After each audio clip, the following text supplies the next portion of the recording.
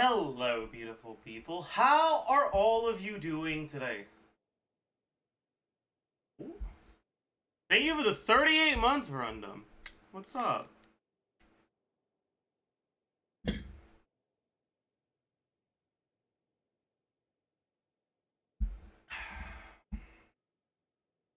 Hello!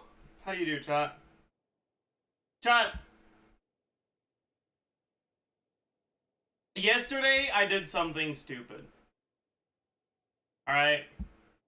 I did something, um... I did something that was not a good idea, alright? I played League of Legends.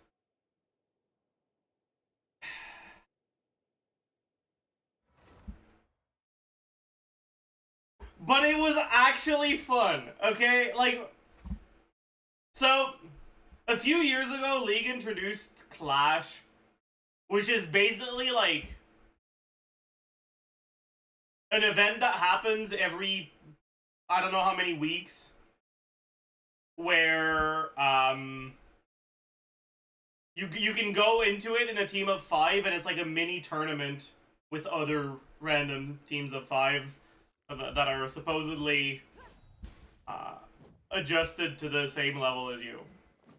And yesterday there was Clash, but for a different game mode than normal League, which is Earth, which is short for Ultra Rapid Fire. And it's basically League of Legends, but every single cooldown is like reduced by 80%.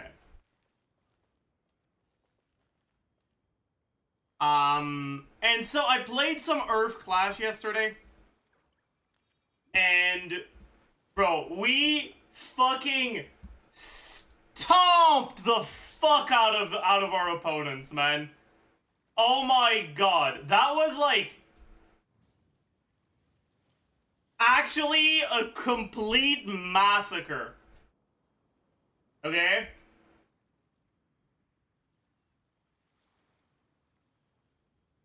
Complete and utter massacre. I played with some of my high school friends, and did I not get a single one of the highlights? That's crazy. Oh no. Haha, I got the best vision score. Insane. Huge. Anyways, that last game was over in 13 minutes, man. Bro, it was like probably the biggest stop I've ever experienced in Earth.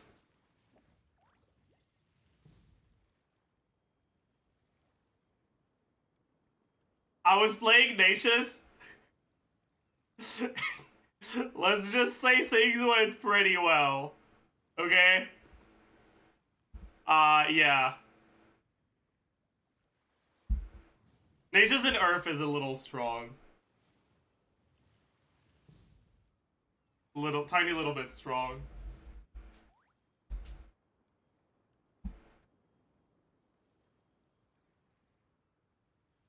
No cooldown W? I mean, there's a no cooldown W, and there's the literally every auto is a Q. I think that part matters a little more, actually.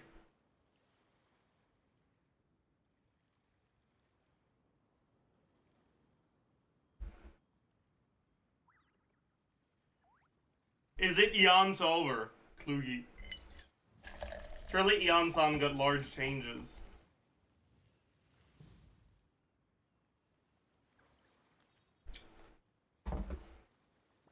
How was Eep? You seem energized. Unironically, I had pretty good Eep. And I think part of that is because of the League of Legends. And I don't know how to feel about that. I don't know how to feel about that. Don't feel about that? Yeah. That's embarrassing. Yeah, it is. Bro, like, I actually had so much fun yesterday.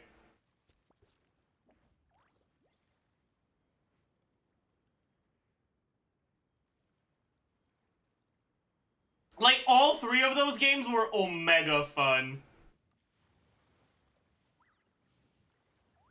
The first one, I played Nico. And Nico with W cooldown so low that by the time your clone disappears, your W cooldown is back up, is kind of fucked. Then the next game I played Tank Fizz, and that shit was like completely unethical.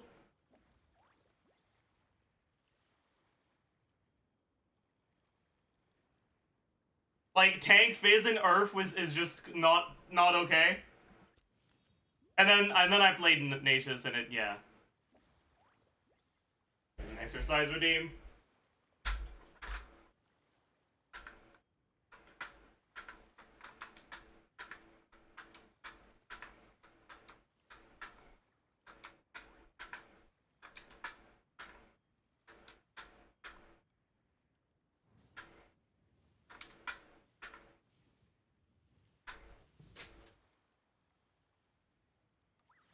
Tank Fizz and Nations, you should be banned. I know, man.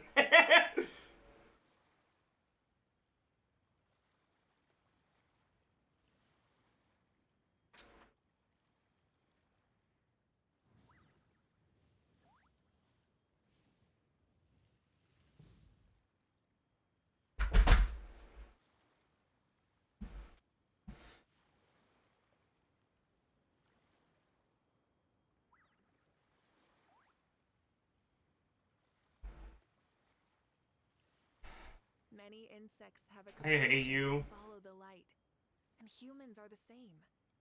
Except we I hate you so much.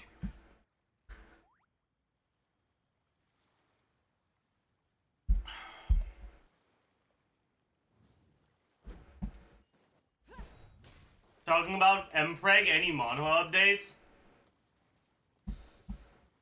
I read something yesterday, and for the first time in a few weeks, I experienced actual disappointment when I got to the last released chapter because I wanted more.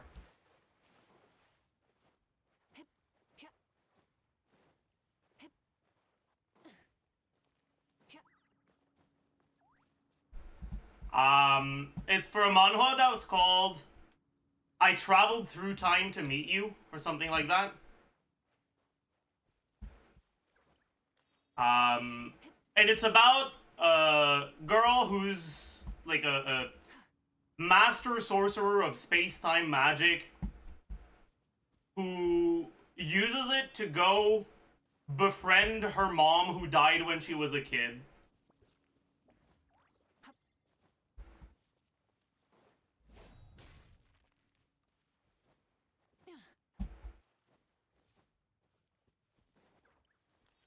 And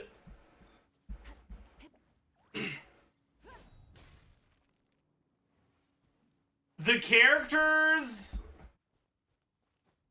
actually felt like characters rather than just caricatures, which is kind of a fucking...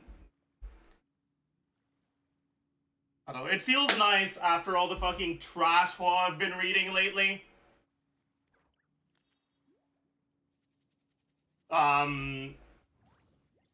Because the characters aren't complete garbage, which is nice.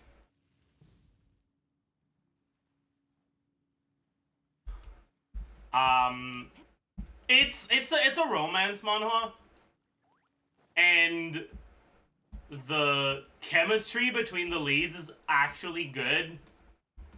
It's not just like, oh my god, he's so hot, and ooh, he sure is interesting, which is like the dynamic between most leads in manhwa.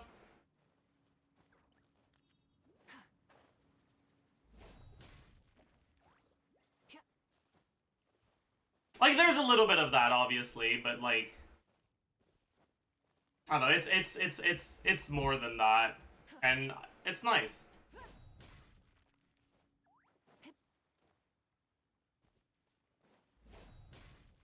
Anyways, there's only like 30 chapters out, so I'm sad. 40, 32, I think. Whatever. I read like 8 different manhwas with only like 30-ish chapters out yesterday. So the number of chapters is a little blurry in my mind.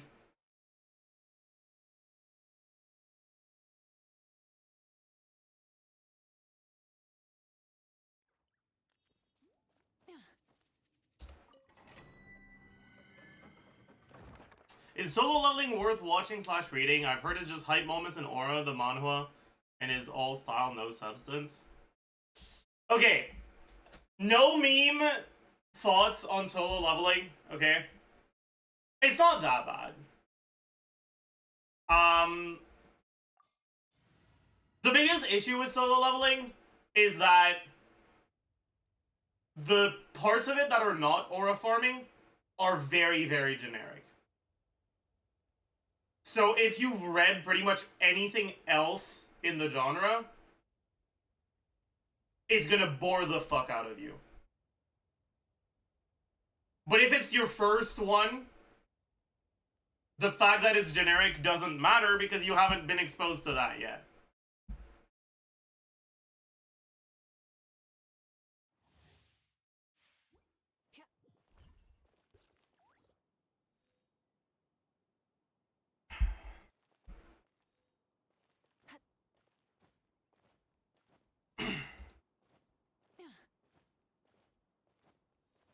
I like the Jinwoo Chin memes. The only good thing that came out of solo leveling is the Jinwoo is a predator meme. It's really funny. Like, not that being a predator is funny, but it's funny because he's not really, but there's a lot of, like, out of context panels that make it seem like he is. And it's really funny.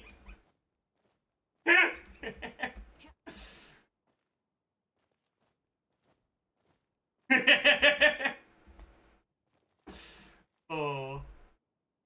Like in the car, yeah. I mean, that's the main one anyone will think about, but yeah.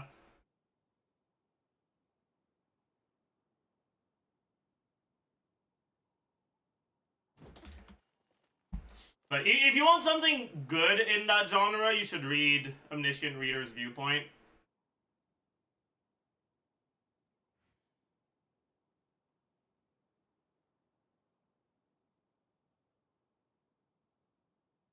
If you've already read ORV, solo leveling will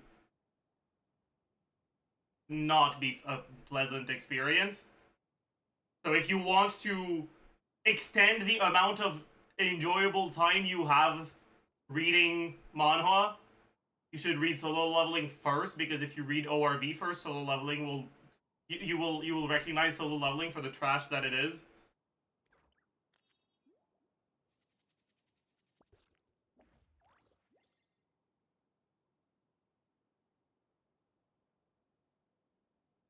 ORV kind of gets boring after a bit.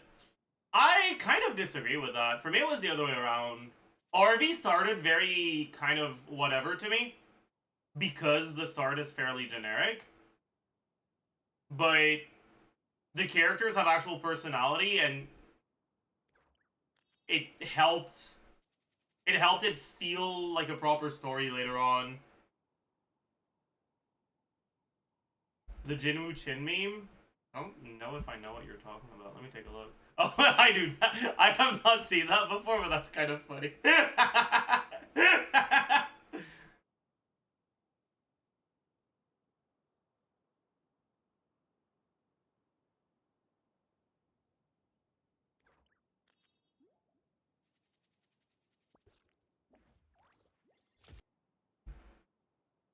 Cursed, yeah.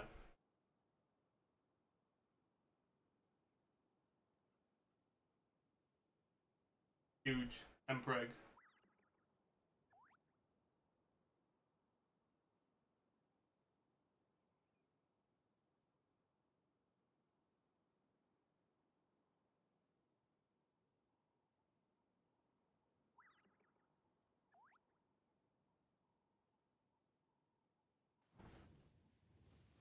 Anyways. Another peak is about to end. Have you read Greatest Estate Developer? Is it about to end? I might catch up to it when it's over.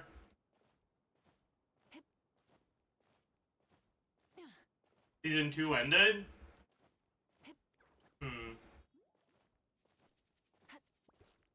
Last season starts May 30. Is that season 3 last season? So it's still not gonna end for a while then, right?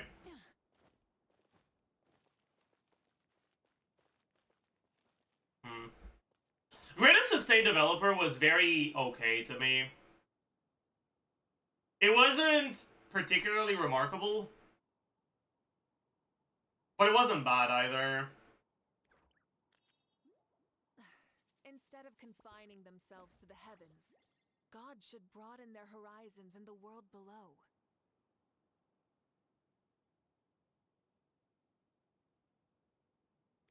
I like it because it's funny in a weird way. Yeah.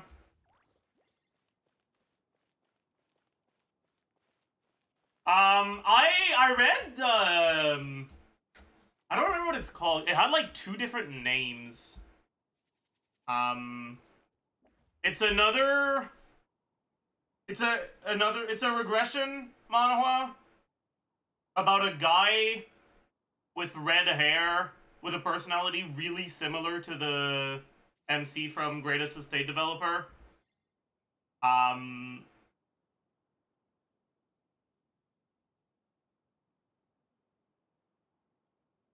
Who's like a knight.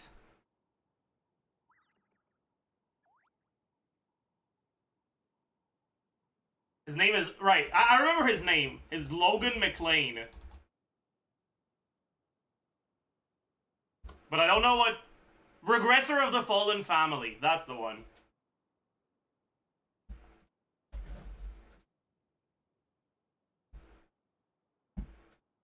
If you like Greatest Estate Developer, you'll probably like that one as well.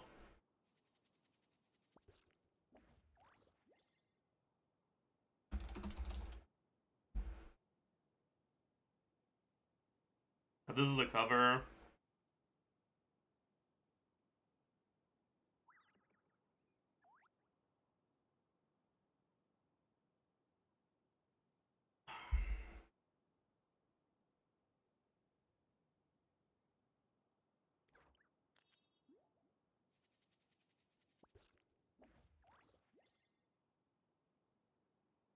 Have you read SSS Class Revival Hunter? I read the first 2 arcs and I kind of got bored.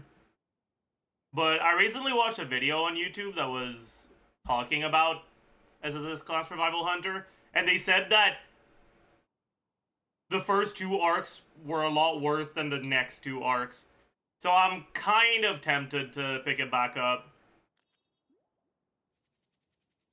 But I'm not entirely sure. I'll think about it at least.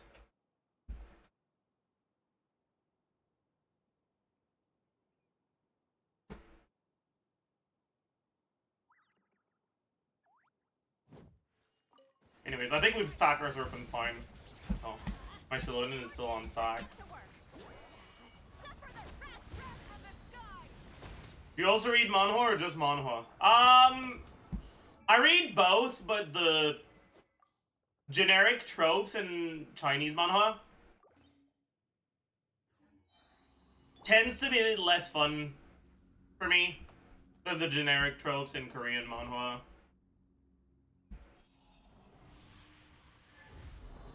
And also, translations for Chinese manhwa tend to be so fucking awful. Like, God, they're so poorly translated. Like, anyone who actually reads this kind of stuff, alright, you'll know, okay? The type of comic that has the worst translations in the whole fucking industry, by far, is Chinese cultivation manhwas.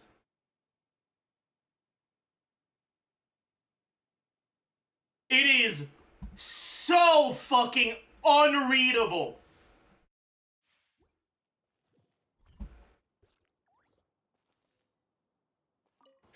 It's so bad. Let's light it up. Everybody, fulfill our pact. Xilonen, keep the light of the blazing sun. I'd probably read more of it if it wasn't as poorly translated as it is. Their machine translated? Yeah, but it's like, no one goes through it to like make corrections or anything.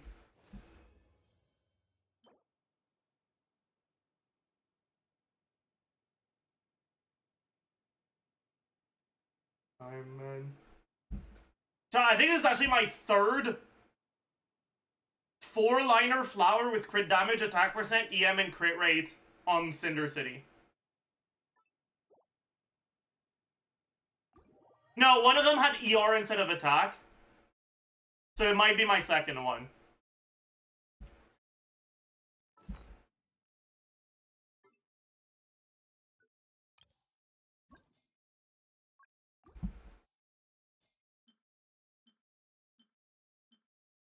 Yeah, whatever.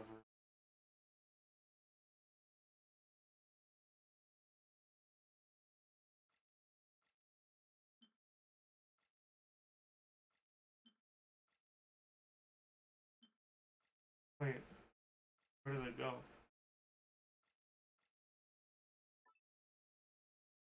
Oh, it's because I'd already, I see. It's gonna roll attack percent. Amazing. Rolled crit rate. That's good. Maybe this is my 50 CV piece? No. Not. I was too optimistic.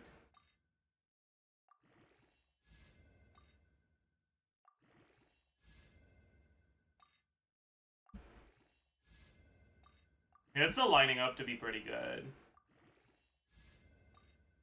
Okay.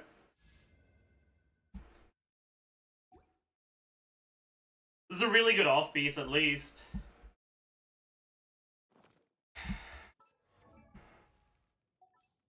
Imagine if that was fucking Obsidian, man. Imagine if that was fucking Obsidian, man. Like, fuck! Every time!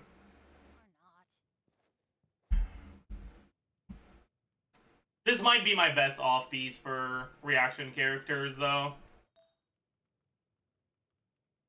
Let's actually take a look.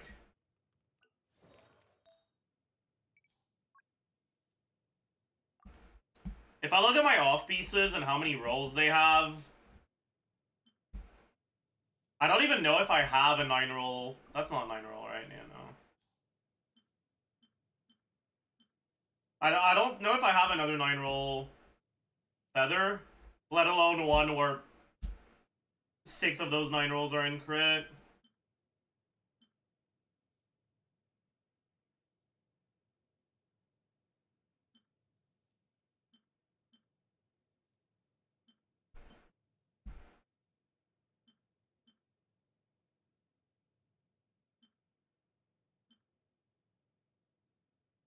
Off-piece flower. No. That's a 9-roller, but only for HP. Like, only for Hutao.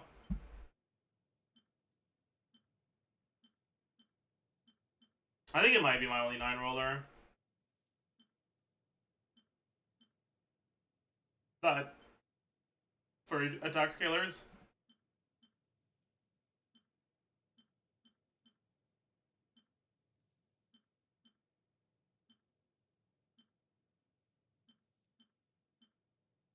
Huh, interesting. Wait, do I... Oh, right, it has ER. Pretty sure... It might actually be an upgrade on my TF builds. It's just 40 more EM than my current best flower.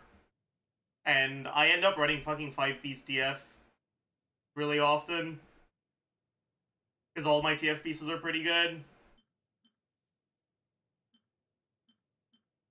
It's looking like that's what it's gonna be, yeah. Alright, I'll take that then. That's pretty good. That's an 8-roller, right? No, it's not. I'm an idiot. It's a 7-roller. Okay. I'm happy with it. Like, obviously, I'd be a lot more happy if it was Obsidian.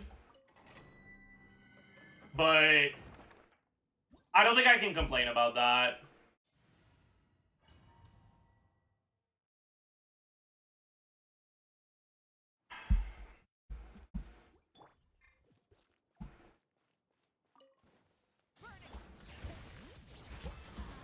Teamwork is get to work. You two, time to grab from the sky.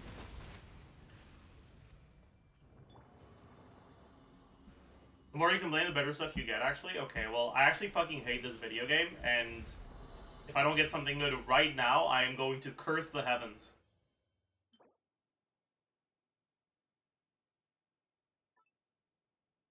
I might level that. You consider true attack rolls to be better than a crit roll? It depends. Sometimes. On a character like Mavuika, no. Suffer the wrath of pyroclastic surge. Or Lakino, no. But like... on Chlorine, yeah. On... I'm going to shoot myself.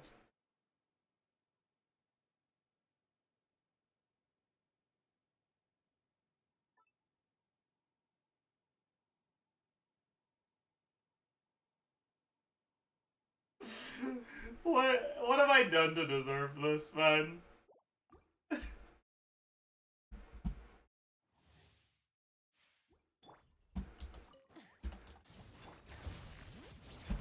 light it up. Teamwork is fulfill our path. You two. Chat, if I had a nickel every time I got a Cinder City piece, that if it was an Obsidian, would be an upgrade for my Mavuika build, I'd be able to afford resin refreshing enough to get an upgrade to my Mavuika build. Fucking hell.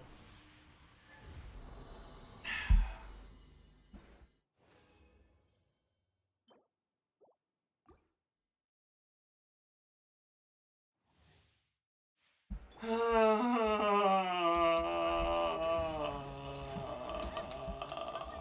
to work. Suffer the wrath of pyroclastic surge. Did you ask it at Furina? No, but I will. When's the Furina banner starting? Tomorrow? Alright. You can try to record that today.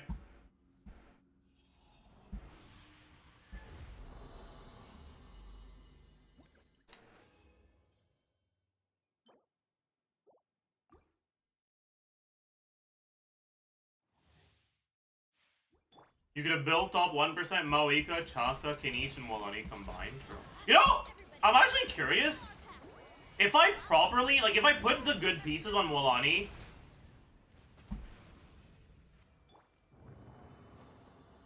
how good would my Wolani build be? I wonder where she is on Akasha right now. Wait, is Molani on Akasha? It might not be. No, she is. Okay. She's top 7 right now.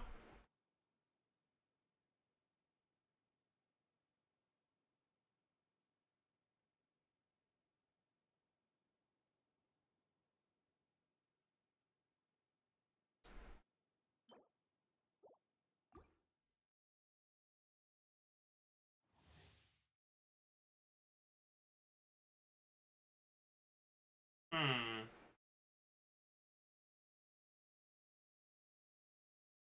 Yeah, I wonder how high she'd be if I put my best stuff on her.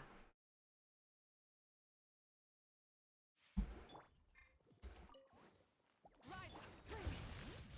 Let's light it up. Teamwork is show no mercy. You two. Pyroclastic surge.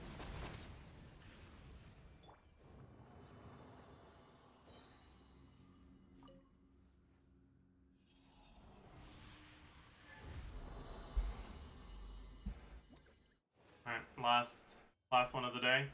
Maybe this is the Molani piece, right? HP main stat, crit rate, crit damage, ER, EM.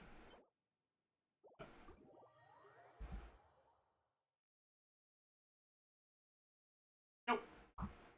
Nope, nope, nope.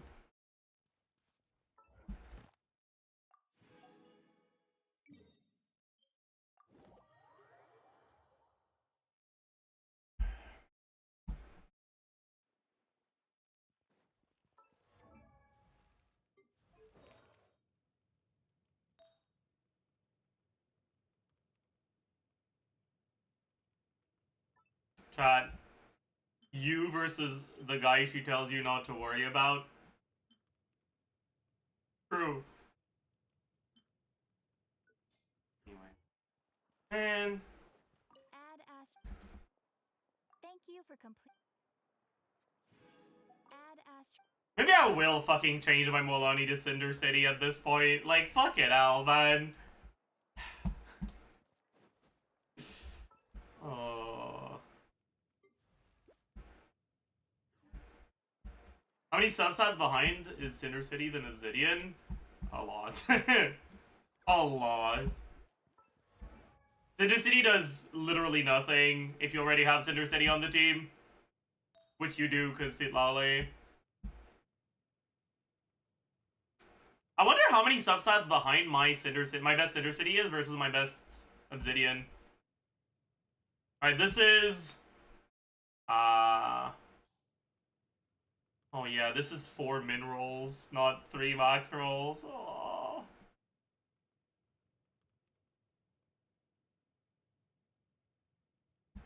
And... whatever. This is, what, 7? 6? 13? 6? So 19? I'd be offset for this, so they'd be the same. And then 5, so 24 plus Goblet. So 33. What about my best Cinder City? So 9. What's my best feather? Probably this one. What's that? It's 7? Is that really only 7? I guess so, yeah. Is that really my best one? That might end up rolling better. I have so many that might end up rolling better. I need to stop looking. Whatever. 7. So 16.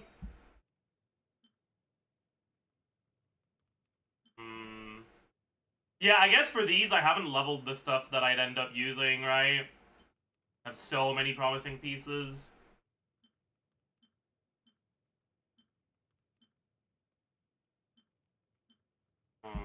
But right now, it's this. So it's what? Oh, that's so disgusting, man. This is 5, but it's a low 5. Whatever. So that would be.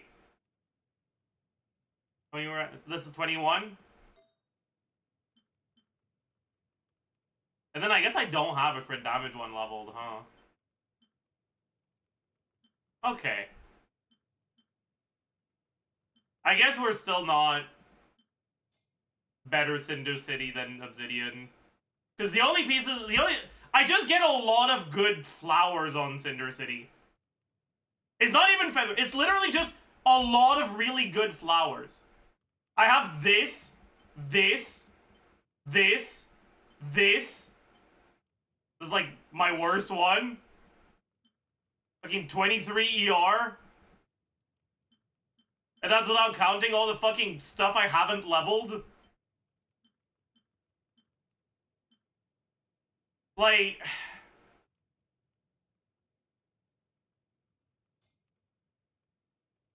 like, fuck! Time for off-piece flowers? No. Because I don't have an on-piece goblet that is good enough. At best, this is 6 rolls, right? If it rolls crit damage here and then only into EM and crit damage, this is 6 rolls.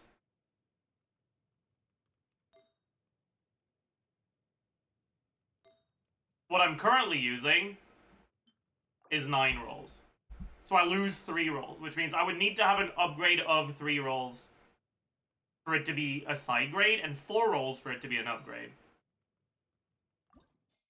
But this is already 7. You can't get 11 rolls on a flower.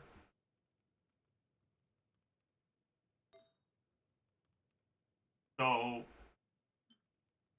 this cannot be an upgrade.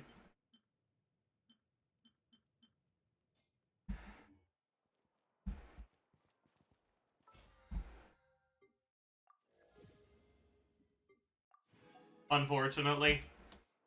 But that's okay. Also, right, the month reset recently. I don't think I've bought out my shelf wishes yet. Yeah. Huge. Huge. Okay, now we gotta consider if I refine my black lift, by the way. Oh, we get an exercise redeem? Alright. I gotta think about whether or not I should refine my black lift.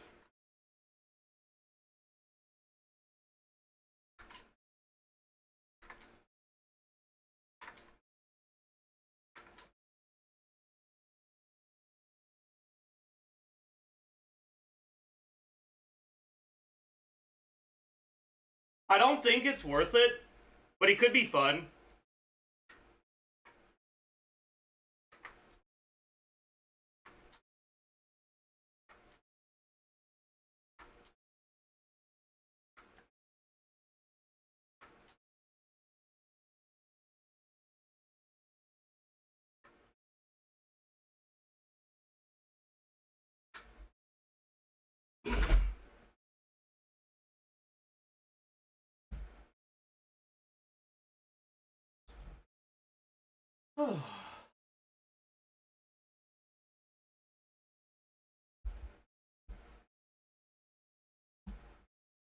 Now that they're adding waves before bosses, it makes it pretty decent. Yeah, unironically, Blacklift got like a massive stealth buff from the like recent Abyss lineups. The question is just, is it gonna stay like that? And I doubt it, honestly.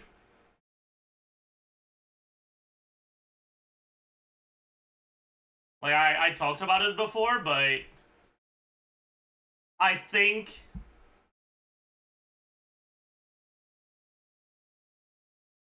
rather than giving us 2 waves, they're just gonna keep increasing the HP multiplier. That's why they increased the HP multiplier to begin with. Because they wanted to stop having to add so many waves.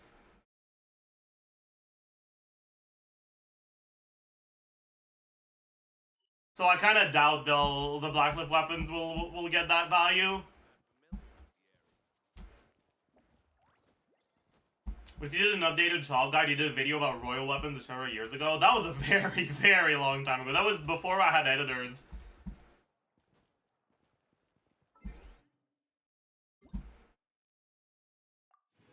Yeah. I remember recording that.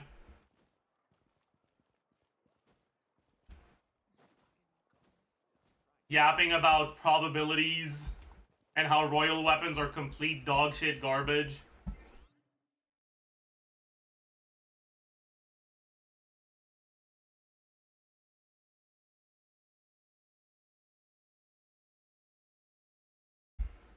Do you guys want to listen to royal weapon slander, by the way, chat?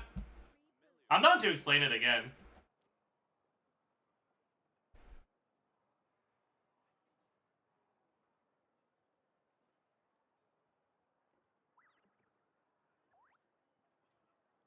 Benny's adventure team, assemble! So, the thing that makes Blacklift weapons bad is that in order... Or sorry, not Blacklift. My bad. The thing that makes royal weapons bad is that in order for royal weapons to give you crit rate, you need to not crit.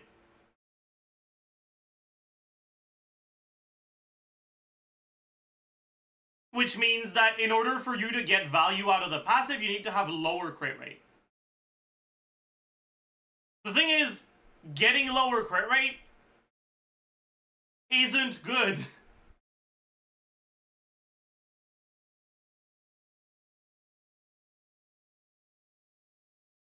Crit rate is a stat that helps you deal damage, and maximizing the amount of crit rate you gain from royal weapons by reducing the amount of crit rate you have in total doesn't actually increase your damage.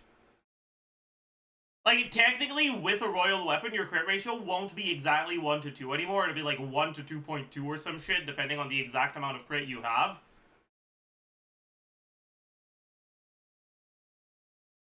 But in order for a... Okay, let's say you have 50% crit rate and an R5 royal weapon. Okay?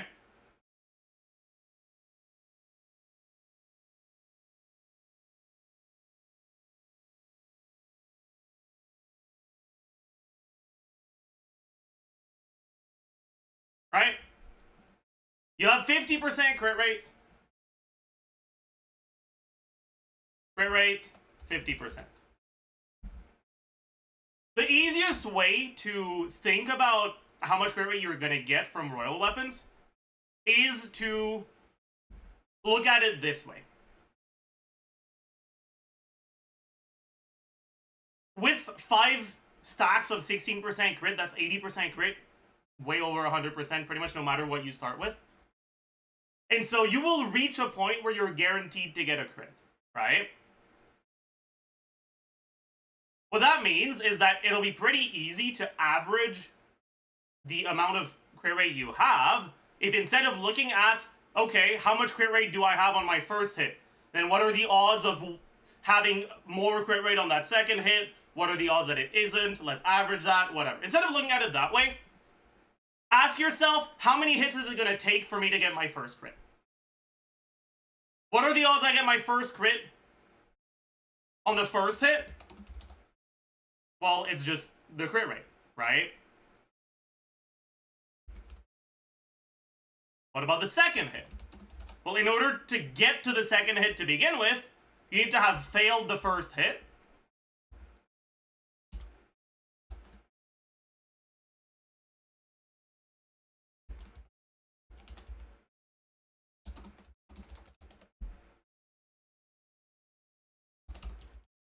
And then you need to crit. But on your second hit, your crit rate is going to be this. It's going to be 66% instead of 50. Alright, what about the odds that you get it on the third hit? Well, you need to have failed the first and second hit. And then you need to get a crit. So it's going to be with 2 stacks of crit rate. So plus 32, 82%.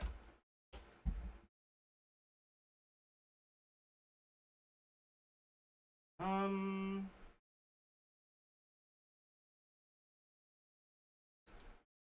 what about the fourth hit?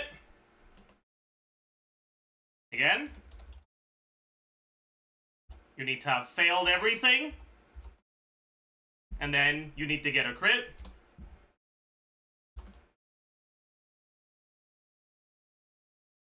You'll be at 98%.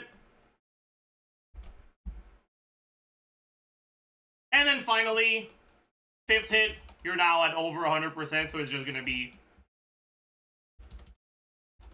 whatever is left.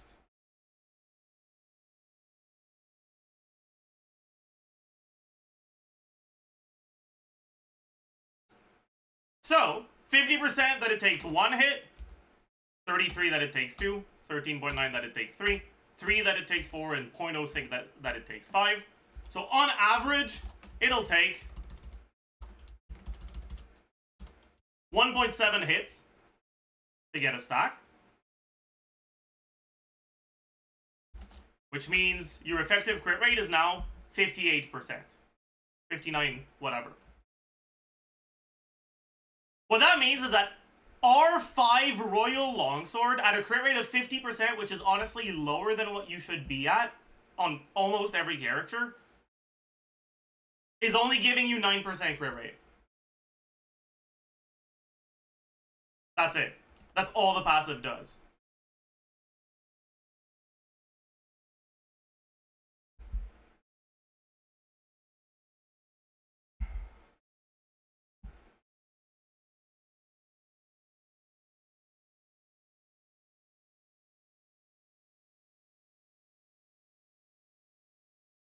It's really bad. It's really bad. 9% crit rate is not a lot of stats from a passive.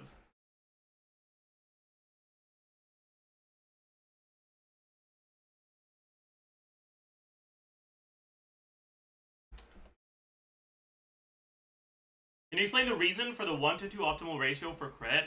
It boils down to the fact that crit damage is offered at twice the rate of crit rate.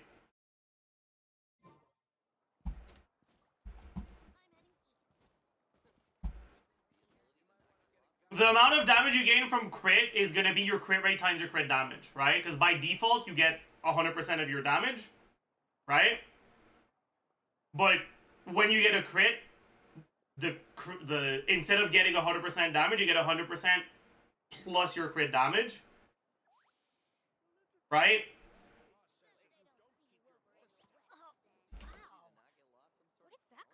So, the odds that you get a crit, odds of crit, damage, or I guess odds, crit, non-crit, right? The odds that you get a crit are going to be your crit rate. Fuck you. Crit rate.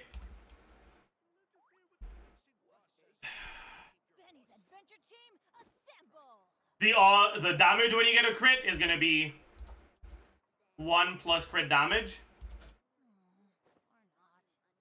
Right? When the odds that you don't get a crit is going to be, well, 100% minus your crit rate. If you have 66% chance, it means 34% of the time you're not critting. And when you don't get a crit, the damage is just going to be your base damage. And so the total amount of damage you're doing is going to be crit rate times 1 plus crit damage. That's your damage from crits. Plus 1 minus crit rate times 1. That's your damage from non-crits. And if you use basic algebra for that, right? Distribute crit rate into the parenthesis. That's crit rate times crit damage. And this is times 1, so you can just distribute it and not change anything. Plus 1. Oops, I'm an idiot. Crit rate plus crit rate times crit damage plus 1 minus crit rate. You have a crit rate minus crit rate. So it's just crit rate times crit damage plus 1. What that means is that the amount of damage you're gaining from crit is proportional to the multiplication of crit rate and crit damage, right? The number you're trying to maximize, looking like in order to maximize the amount of damage you're gaining from your crit, is the result of multiplying your crit rate by your crit damage. That's the larger that number is, the more damage you do.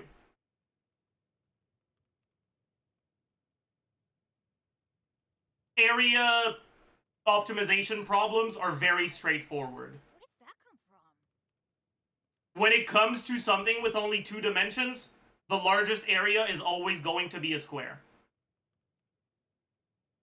Right? 3 by 1 is smaller than 2 by 2. Benny's adventure team, assemble!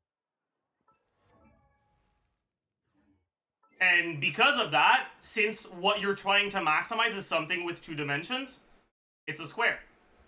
Right? So you want to maximize this square. You want to maximize this rectangle, actually, right? But the way to maximize it is to make it a square. Is to make it so that you invest into crit rate as much as you do into crit damage. And the reason why the optimal crit ratio is 1-to-2 is because when you invest 1 point of crit rate, it's equivalent to 2 points of crit damage. Every source of crit rate, equivalent sources that give crit damage will give double, right? 31.1% crit rate from a circlet, 62.2% crit damage. 3.3 on a substat, 6.6.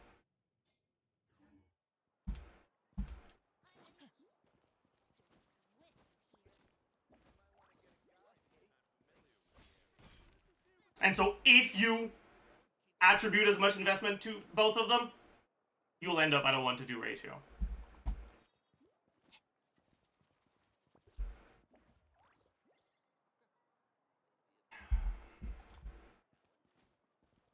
What's the unphased optimal ratio again? It's not static.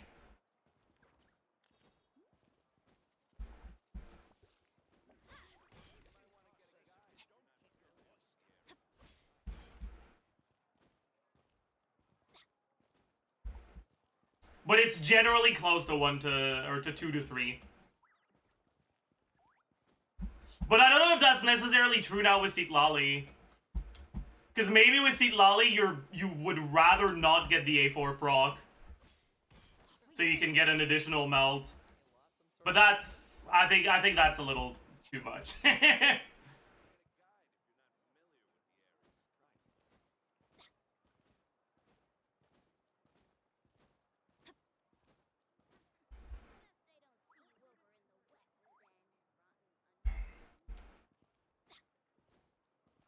What's Child's optimal ratio? 1 to 2.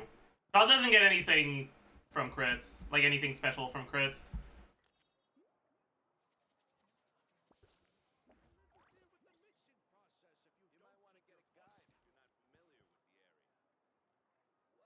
People often think that he does because they don't properly read his passive, right?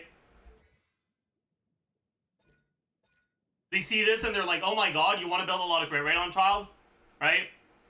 Applying the Riptide status doesn't actually do anything. It doesn't do damage. The Riptide is the mark. Like, Riptide status is the mark. And Child does additional things to enemies that have that mark. But the thing is, he only needs to apply it once. And his range stance burst applies it anyways. And even if it didn't, worst case scenario, you take 2 or 3 attacks to apply it instead of 1, and it's not a big difference.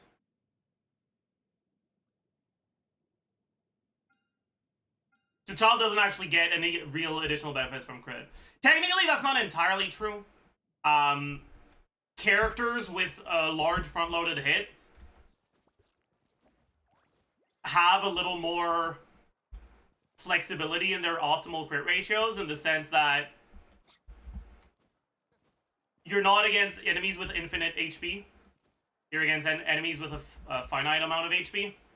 And so, if you're against an enemy where if you crit your burst, you overkill them, but if you don't crit your burst, you don't have enough damage to kill them, you'd rather build 100 crit rate, 120% crit damage, guarantee you get a crit, and you reduce your overall DPS, but because you were overkilling to begin with, you're still killing them.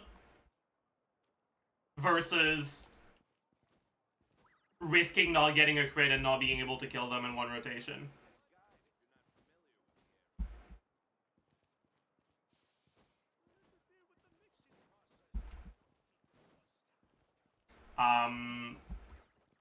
That's actually something pretty interesting about Mavuika.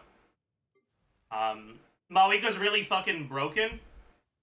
And so,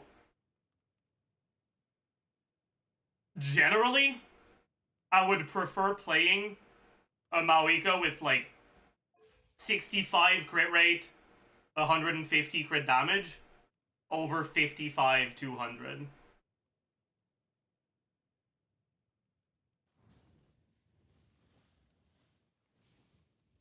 Because you'll kill the enemies anyways, and most of the time you omega overkill them with your ult.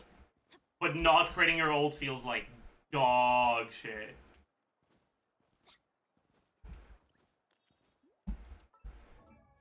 I should actually fucking put my money where my mouth is, though. I had her at this crit ratio because it's perfect for Adeptus Temptation. With Adeptus Temptation, you're at 60.1.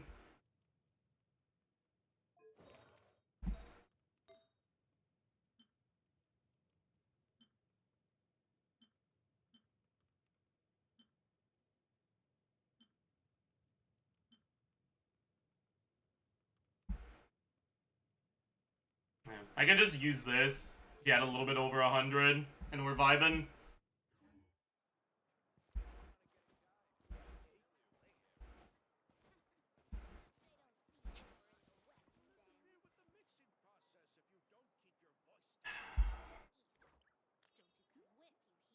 Speaking of crit, would stat damage stat be better than stat damage crit for supports if I want to squeeze damage out of them? Because I heard the less crit you have, the worse it is. Generally, no. Unless you're at really low investment.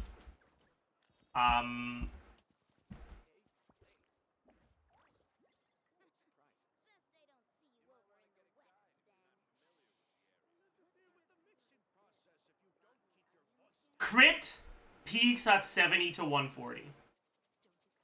Alright, so if you look at the amount of damage you gain from one roll of crit, let's graph it out. It's been a while since I graphed this. Right? Assuming you stay at a 1-to-2 ratio, right?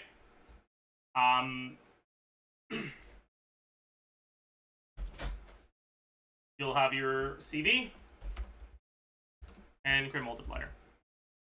You start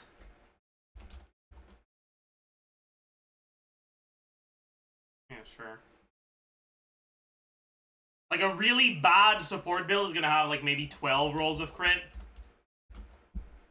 What other percentage? I might as well explain why I use squared divided by 1 or squared divided by 8 plus 1 for the crit multiplier formula, right? We've already explained why the optimal crit ratio is 1-to-2, right? But how do you get crit value? Crit value is crit rate times 2 plus crit damage. What that means is that if you distribute 100 crit value in crit rate and crit damage, that'll be 25 crit rate and 50 crit damage. Your crit value divided by 4 will be your crit rate, and your crit value divided by 2 will be your crit damage. What sheet is this even? I can't even check what sheet it is. Oh my god, whatever.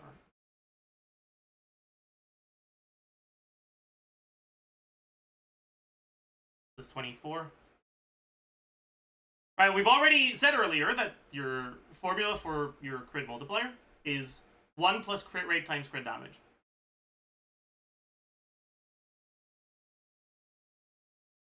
And now we learn that if you're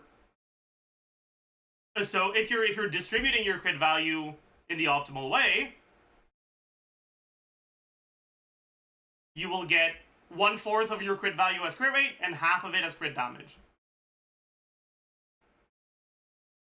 Which means this 1 plus crit rate times crit damage is going to become 1 plus, what is your crit rate? It's CV divided by 4. What is your crit damage? CV divided by 2. Basic algebra. We have CV divided by 4 times CV divided by 2. That's CV squared divided by 8.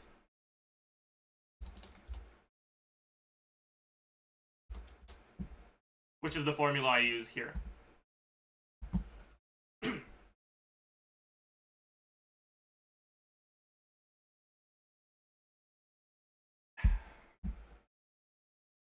In practice, you generally don't have an exact 1-to-2 ratio. So your actual crit multiplier will generally not exactly be CV squared divided by 8.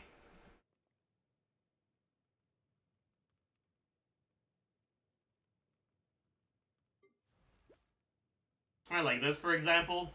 It's not exactly 1-to-2, but it is what it is. And then there's also how that can change if you have over 100 crit rate. Because over 100 crit rate, you don't want to give yourself more crit rate because that doesn't increase your damage, which means your optimal crit ratio above 100 crit rate is not 1-to-2 anymore. It's just 100 crit rate and everything left in crit damage. And when you do that, it means that this crit rate becomes 100%. Right? which means that's 200 crit value you're losing out on. And so the formula now becomes 1 plus crit rate is 100%, so just 1 times instead of, or times what your crit damage is. But now your crit damage is your crit value minus the 200 CV you used up to build 100 crit rate. So minus 200%, which is minus 2. Which is just CV minus 1.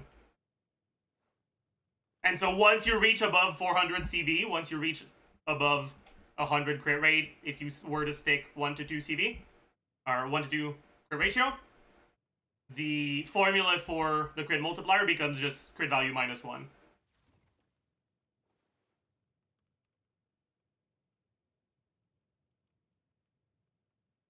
Thank you for the prime, Maldo. Malio. Anyways, thank you. Anyways.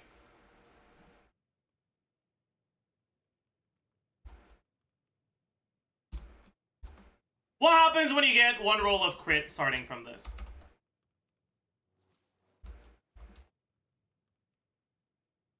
Crit multiplier goes from 150.7 to 154.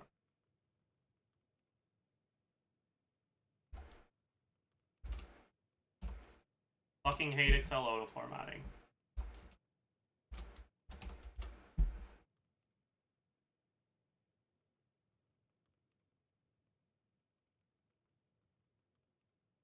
And so the amount of stats that you gain from 1 roll of crit is 2.2%.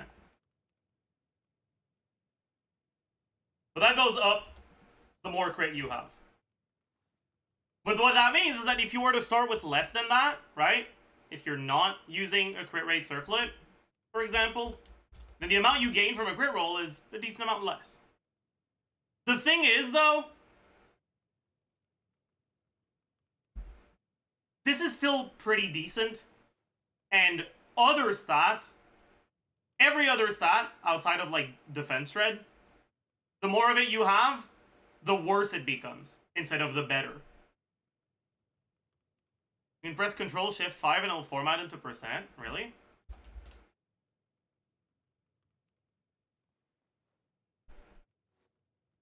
It doesn't revert the thing, but that is nice to know. Alright, thank you. I wish I could. I wish there was a shortcut that I knew that could revert changes to column size from Excel auto formatting.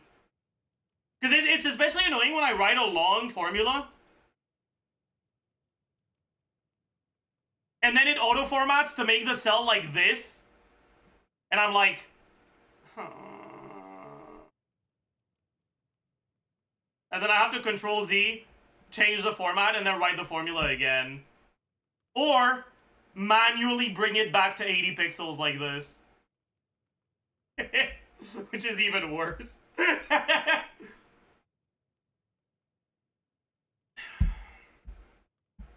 Anyways, the thing is, this is still pretty good, right? If you look at the amount of attack you have, or let's look at the amount of damage you gain from the main stat only, right?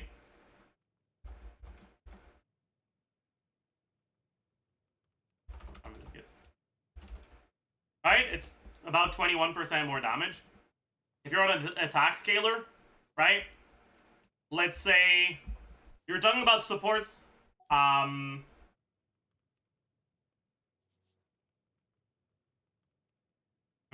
Let's talk about Fischl and a Taser team. I created another universe. Because this is probably the sort of...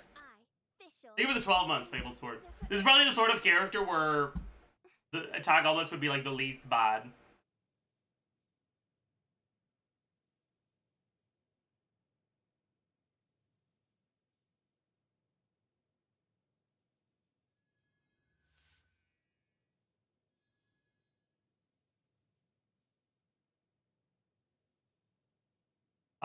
Mal, misinformation is an emote. I think you thought they were saying they were talking about Illa misinformation, but they were just using misinformation as an emote to express the fact that they were making a joke. It looks like this. I don't have the emotes. Get yourself !7 TV. It's a browser extension.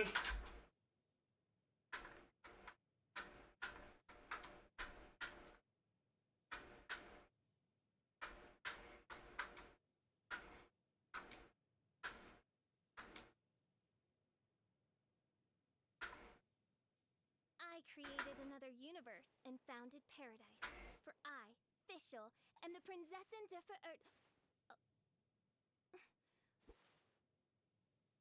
Just thought we were typing balls for the love of the game. True.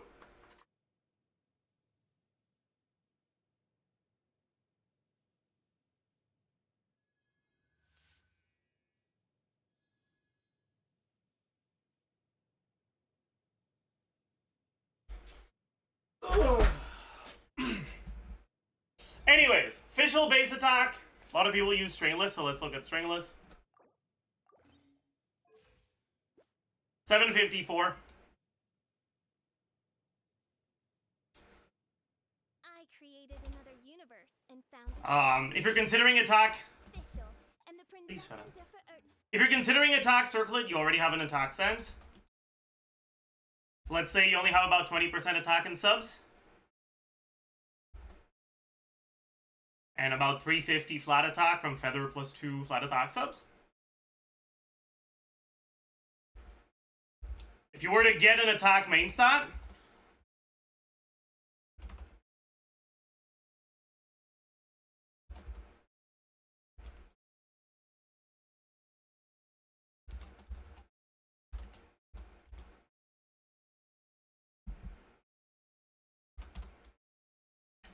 you're increasing by about the same amount as a crit main stat, assuming you're starting with 12 rolls of crit. But now, each additional roll of crit, instead of increasing your damage by 1.9%, is increasing your damage by 2.2%. In other words, the only time when you should consider attack main stat as like optimal stuff for your circlet is when your artifact quality is so god-awful that you have pretty much no crit rate substat and crit rate and crit damage substat. Even then, though, that's only really going to be the case if you're already at a ratio close to 1 to 2 with that attack circlet. Where did that come from? If you're at a 1 to 1 ratio to begin with, right? Your crit multiplier isn't going to be this anymore. It's going to be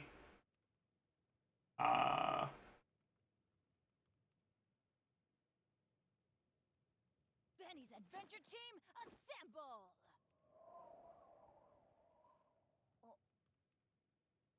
I can't brain. Or not. 1 plus this divided by 3. Oh, ow! Wait, Where did that come from? yeah. Times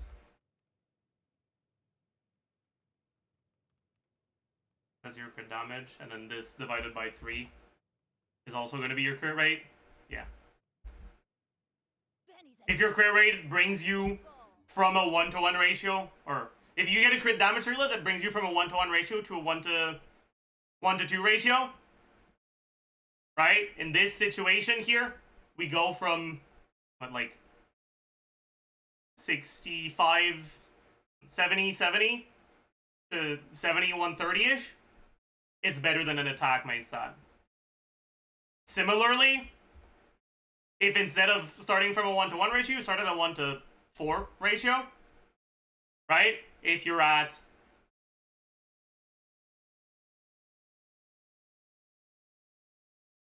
this, what, divided by 6? Like fucking 25, 100? No. 2288 ish.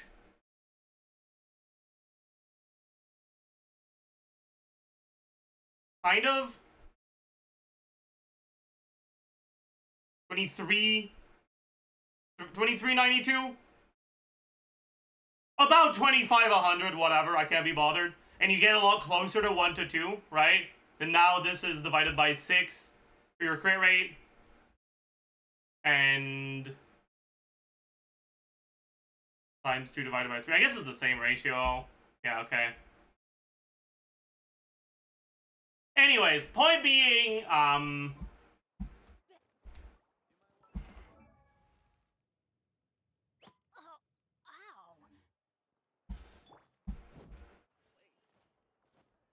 non-crit circlet on supports is almost never good. Or almost never better than crit. The only time outside of like really, really low investment, when you can consider it, is actually really, really high investment. What does that mean, Zajef? Are you an idiot? Why would it work like that? The fuck is wrong with you? Huh? Let me explain.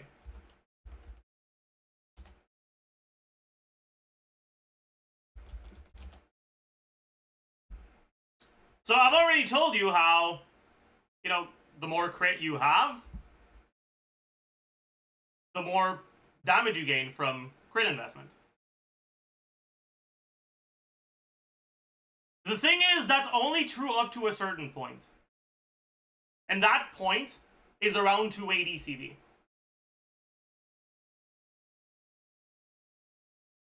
At 280 CV, at 70 to 140, once you go above that, investment into crit rate becomes worse and worse.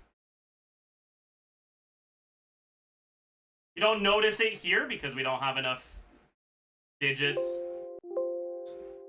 showing.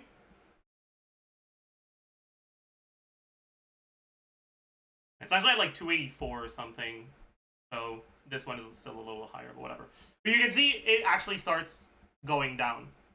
Why 280 specifically? I'm not doing multivariable optimization. I'm sorry.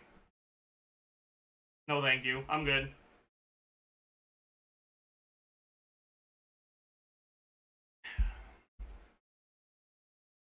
Like, I'm all for explaining the math I do on stream, but I don't know how effective explaining the basics of multivariable calculus to Twitch chatters would be.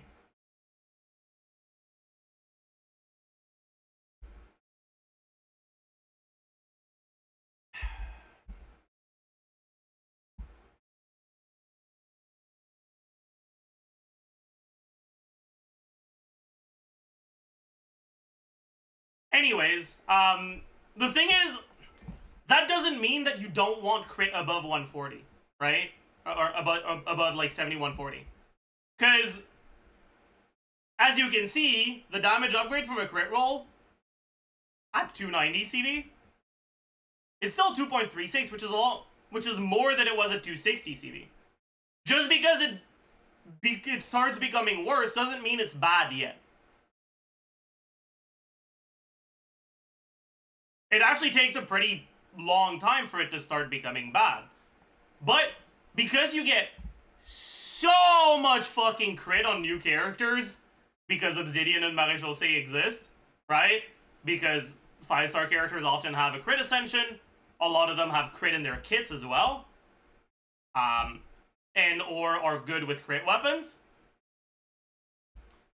Your CV is going to be higher than this. It's not going to be 290. It's not going to be 300, 307, anything close to that. It's actually going to start reaching above and above. and above.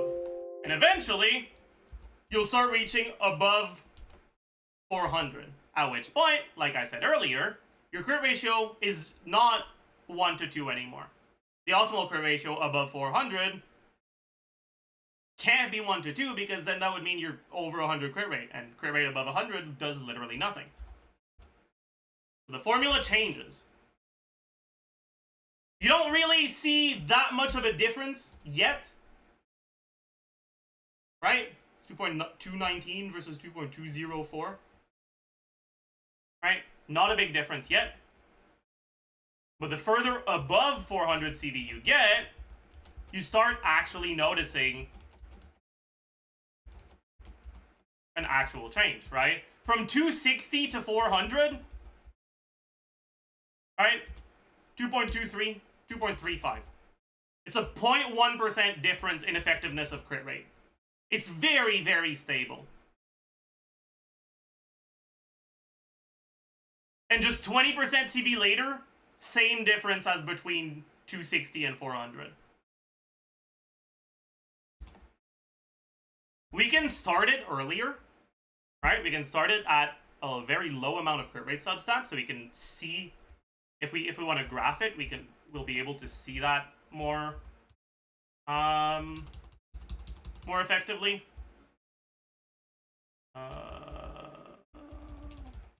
Yeah, I might as well just change this formula.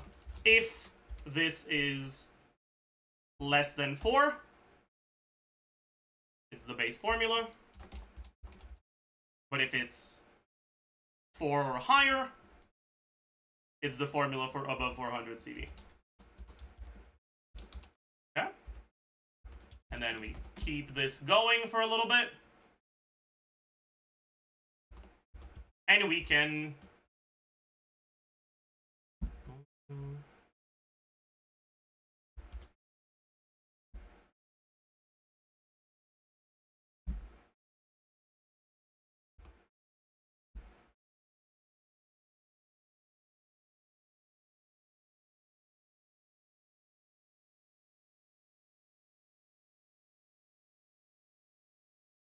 Oh, I'm an idiot.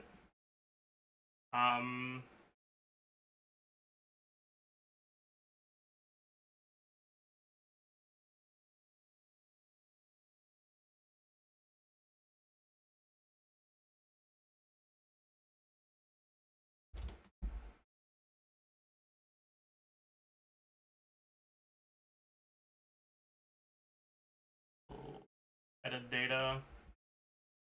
I do not want this. It's hidden. Why didn't this spawn all the way over there? Am I really gonna have to fucking manually...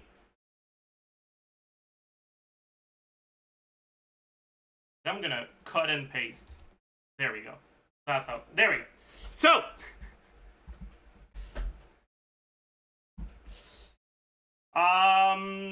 what are these fucking... Oh my god, that's the last thing.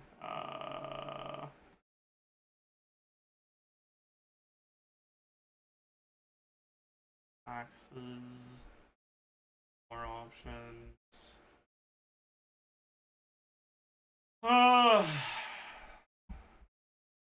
Tick marks. No, labels. No, number. Decimal places. 0. There we go. Alright, this isn't as ugly anymore. Can I look at the vertical axis?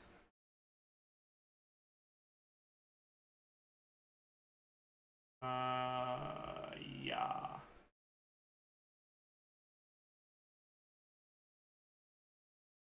There we go. So, this is the percentage increase you get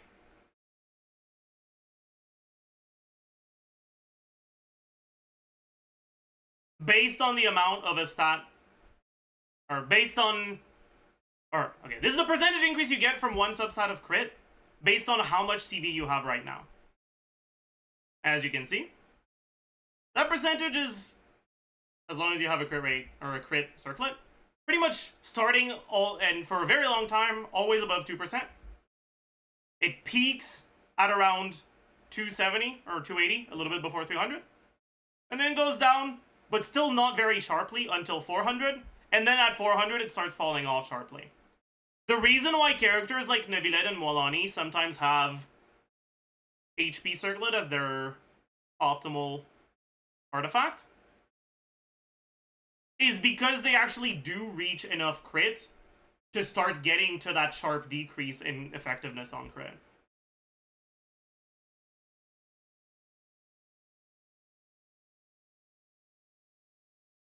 Artemis, this is not crit damage, this is crit value. And obviously, because your crit ratio above 400 CV is not 1 to 2 anymore, the formula will be different. Or it's actually, yeah. How about Ayaka? Same thing, right? Ayaka's a character with crit ascension that can use crit weapons, and that gains 40% crit rate from her set. That's why attack circlet can be good on Ayaka. Main difference here is that Shenhe is a character that gives a lot of pseudo attack, which means that Ayaka with Shenhe doesn't like attack circlet nearly as much.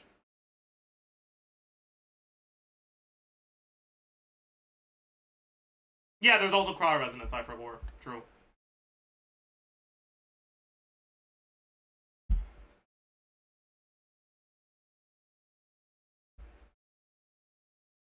Yeah, we can compare this.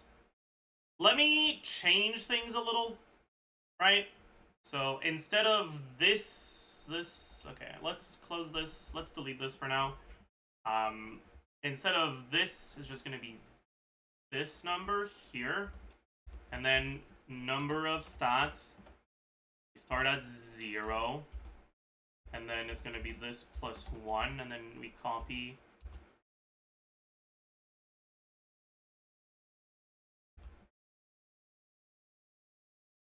Like this.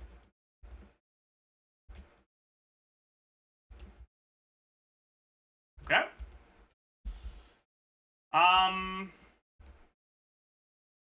Then we can look at attack. What character should we use as an example here?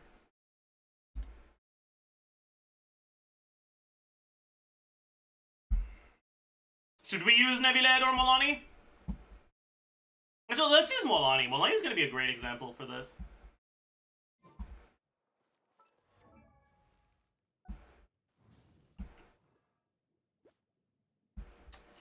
So Molani base HP. I guess, yeah. Shut up. And we'll be looking at Molani and teams that don't have Hydro Resonance. Really showcase that example. Maybe that is not really that good an example. Yeah. Yeah. Anyways, what's her base HP? I said 15 1 something. 15 185.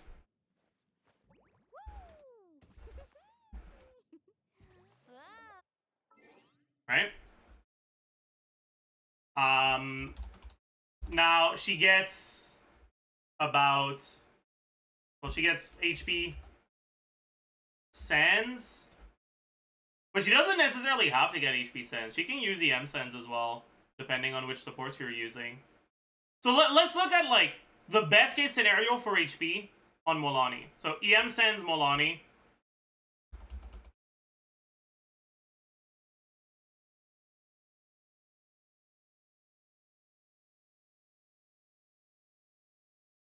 Um,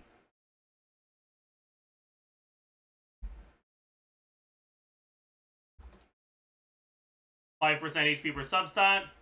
We don't have any substats yet. And 4780 from the flower. Now let's look at Widsith. We're really gonna drive the point home here. Widsith gives 55.1 for damage. So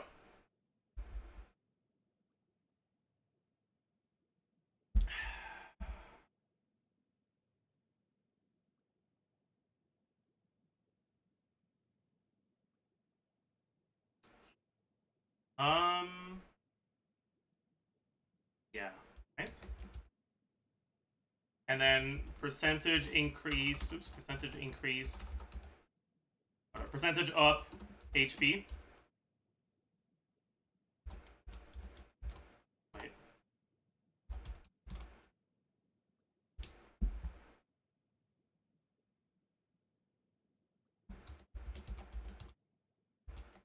All right, and now we can graph this again.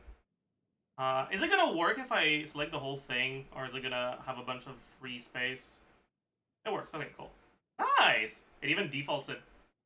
I should, well, I guess I should percentage up crit.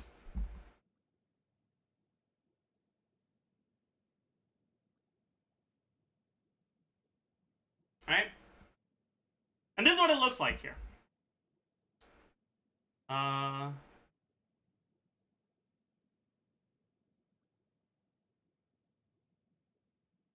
So, as you can see, right? The value of HP at the very start is actually a lot better than crit. Like, significantly so. But it falls off much faster. Right? After 17, 18-ish substat rolls, it becomes about as good as crit. And above that, it's worse. Right, I forgot the crit ascension. Thank you.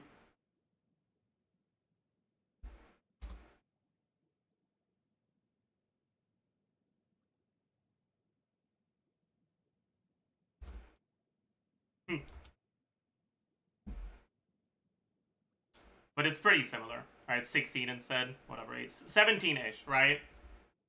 At around 17 substats, HP starts becoming worse.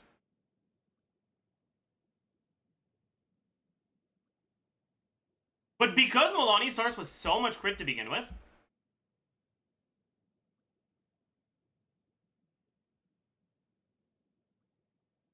if you were to, you know, give her a crit circlet and build a lot of crit substats, you actually can start reaching the point where you go above this. And because she has no external HP buffs, HP percent starts really, really good. What that means is that even if you start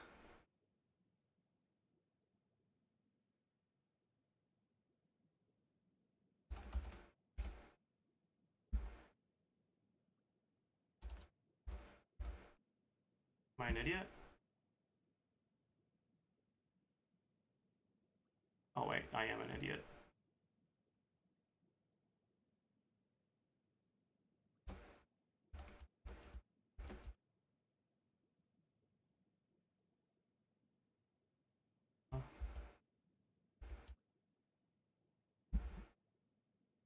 What?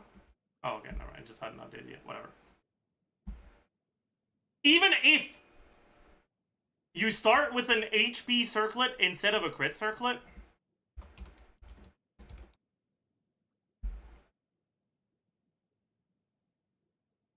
you're still starting off with HP substats being better than crit. But that's because you get pretty much no external sources of HP on a Milani team. If, on the other hand, you're looking at HP Sands and HP Sands instead of EM Sands, right? This is where you're starting off with, and HP is better, but not to the point where it would still be better if you had an HP circlet. That being said, as you can see, right, this is how it starts with an HP circlet, right? With an HP circlet, if you don't have a lot of HP percent subs, it's still about as good as a crit circlet.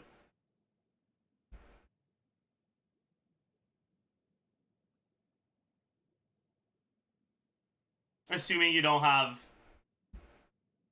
Right. With an HP Sands, HP Circlet is still about as good as crit circlet. Wait, did I fucking forget Obsidian CV? Yeah, I did. Orange. My bad. Whatever. The only real difference is that the fall-off point happens a bit earlier.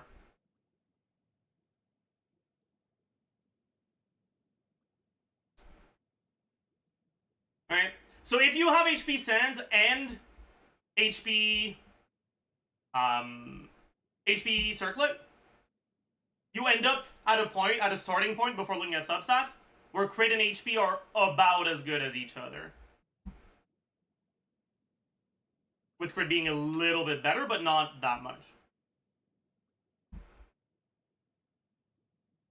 With a crit rate, or crit damage, I guess. A crit, whatever. Circlet.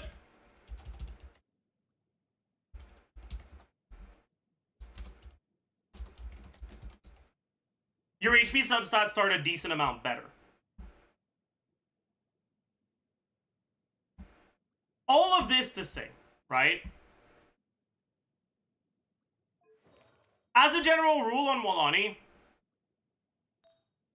you want 1 HP main stat. So if you end up going for EM Sands, then HP Circlet may be better than crit, and often is.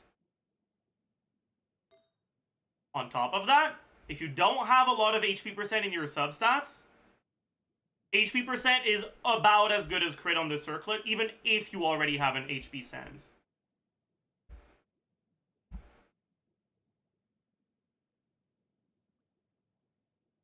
But in a perfect world, you don't want to run HP Circlet, because HP Circlet makes further rolls of HP percent substat a lot worse. Whereas crit Circlet don't affect the value of crit rolls nearly as much. And so a very good Molani build would be crit Circlet, HP Sands, but like 8+ HP percent rolls. Or HP Circlet EM Sands. Depending on whether you get a lot of EM from your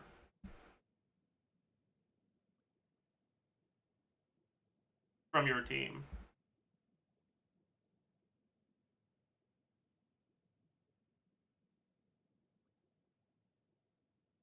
We can take a look at the leaderboards for this team, which is a bit sus for a team, but whatever.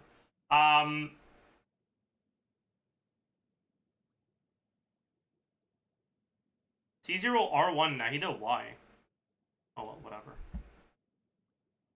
And one thing you'll notice a lot here is 13% HP rolls. Or, sorry, 13 HP percent rolls on the best build. Only 5 here. Damn.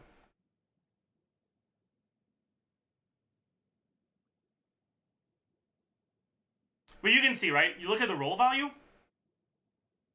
These two builds have the exact same amount of roll value. This one has more rolls, but the roll value, 3570, 3570. Literally exactly the same. Oh yeah, this is HP Circlet. I see. Damn, that's crazy. I didn't even notice. But yeah, the ones you see at the very top, right? Crit Circlet, but 13 HP rolls. HP Circlet. Crit Circlet, 14 HP rolls. Crit Circlet, 11 HP rolls. HP Circlet. Crit Circlet, 12 HP rolls.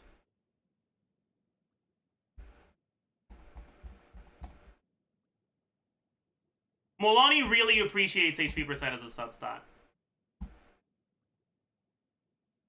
In general, every carry like the stat they scale off of, but the more you're played in teams that don't provide you with sources of it, the more you appreciate it. It's the reason why attack percent isn't that great on Mavuika. Because Mavuika gets attack percent from her Ascension passive, gets Power Resonance, gets Noblesse, gets TTDS, gets fucking Bennett buff, right? So she ends up with like fucking 4,000 attack. And if I actually go do a proper Mavuika rotation. Yeah, soon IANSAN too, exactly.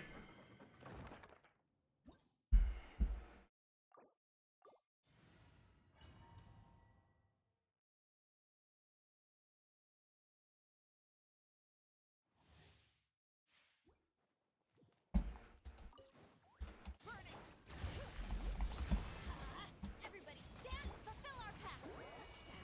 Suffer the light of the blazing sun. Right? You can see 3,983 attack.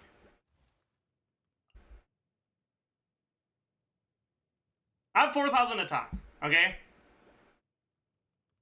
One attack roll right now is 43 more attack.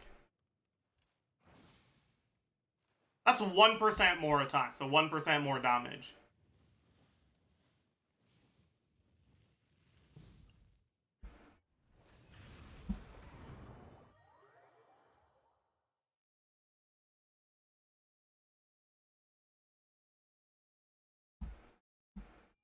Manhwa, on the other hand, gets literally no HP from external sources.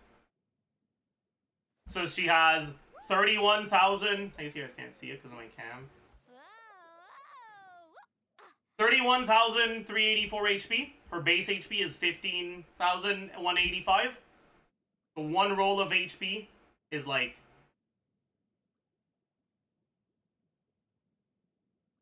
750-ish HP.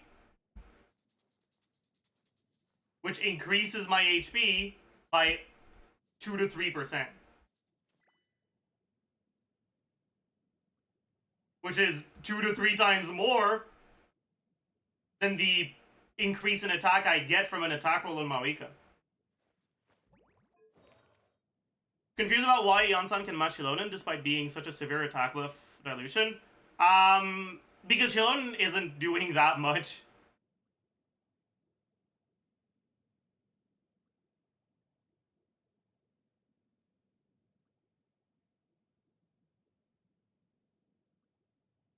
Right, all Xilonen gives, outside of the fighting spirit, is shred and damage percent.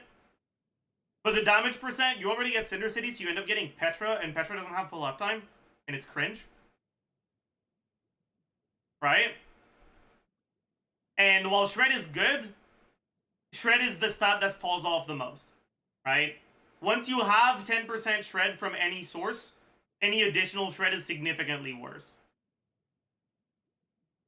It falls off a lot more than attack does. And so even though you're stacking more attack than you're stacking Shred, because it falls off less, it still ends up being better.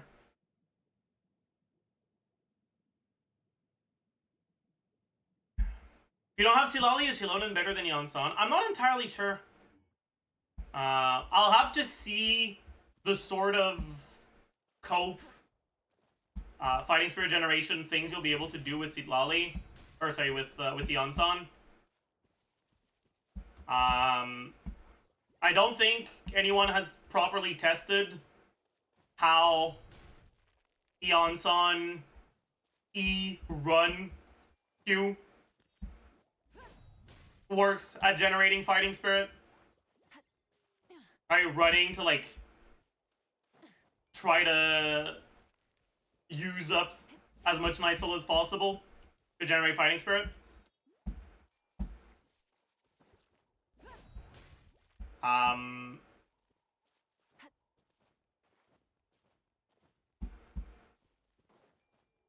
If the enemy has high resistance, the shreds still fall off. Yes, but not nearly as sharply.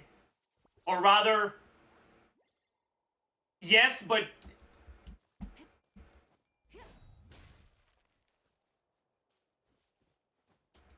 Shred falls off in the same way that Mavuika falls off against enemies that don't have a weakness to Night Soul. It's already so good to begin with that it falling off doesn't make it bad.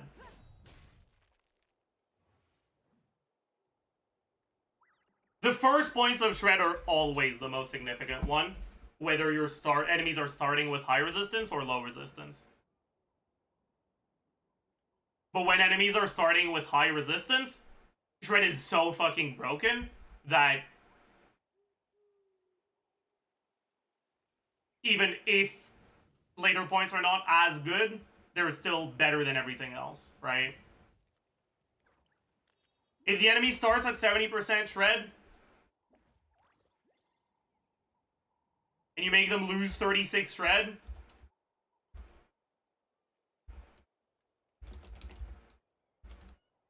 that more than doubles your damage.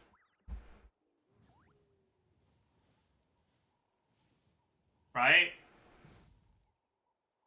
If they're starting at 50% instead because you got Sitlali, instead of gaining 120% more damage, you gain 72, which is like pretty much fucking, it's pretty close to half as effective.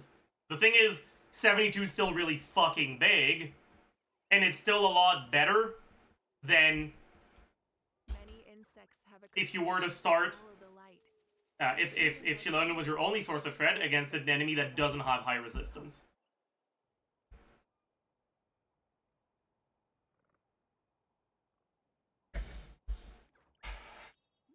Does defense shred also fall off? Yes and no.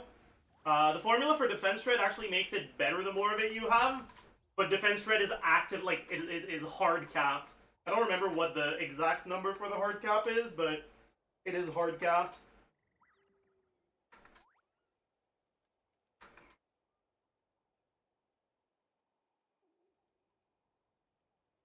It had to be because the formula for def reduction has the amount of def reduction you have as a negative number to the denominator, which means if it wasn't capped, you could end up literally breaking the game with enough def reduction and doing infinite damage because you divide by 0. God should broaden their horizons in the world below.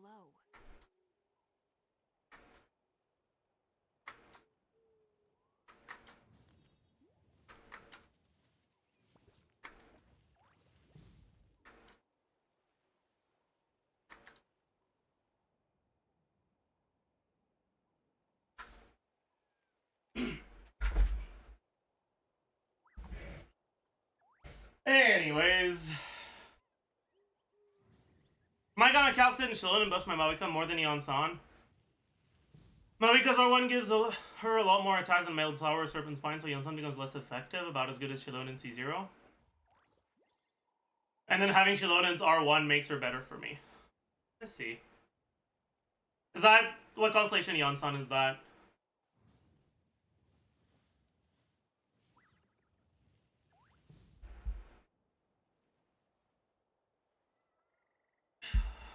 C6? Are you changing artifacts around at all? Is that like Petra Xilonen versus Noblesse IANSAN with Instructor Bennett? Many insects have a compulsion to, Or is that Double Cinder City versus Double Cinder City? are the same. Or is that Petra versus Cinder City? I do think, even with SIGs on both Mavuika and Xilonen, C6 IANSAN should be slightly better. Petra Xilonen versus Cinder City? Okay. I guess that makes sense then. Yeah, that makes sense then. Okay.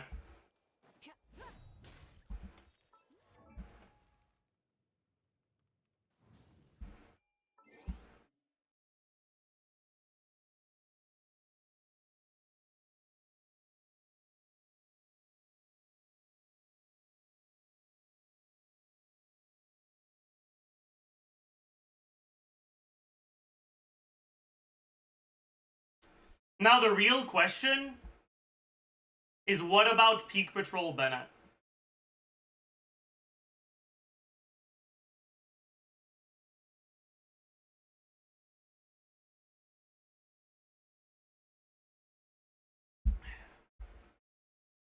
Now that's the real question.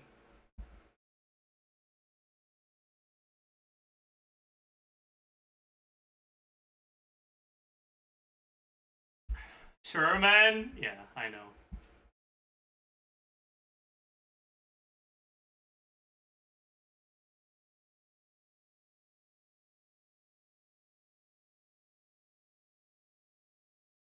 Did Big Patrol and different characters stack? I don't think so. Usually buffs like that don't stack.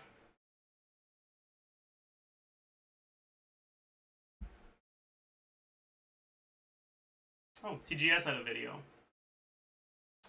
Xilonen versus Furina, who's better to pull for? Oh. New guys video versus ultra masculine white girl playlist with Gregory House as the thumbnail. Oh. Oh. Oh. Gregory.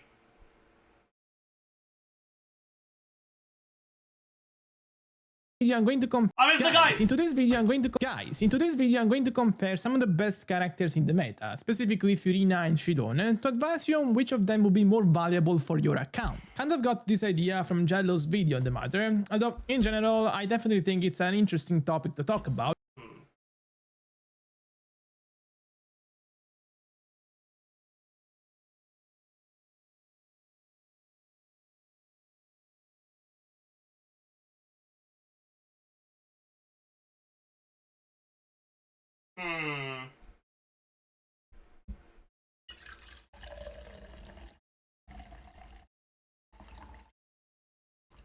You know, I kind of wonder about this point. Because 45% is what? 180 fanfare?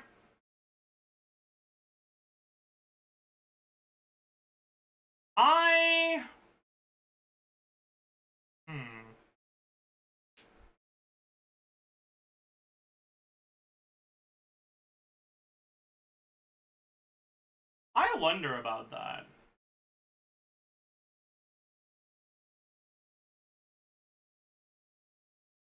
I feel like more and more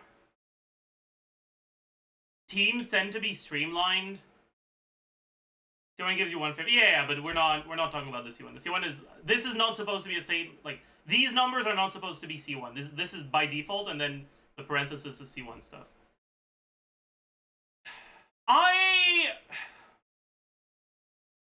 I feel like more and more Furina teams are getting streamlined and kind of end up using Xilonen and or Bennett as the main healer most of the time. And when you do, your damage bonus average, I feel, is often less than 45.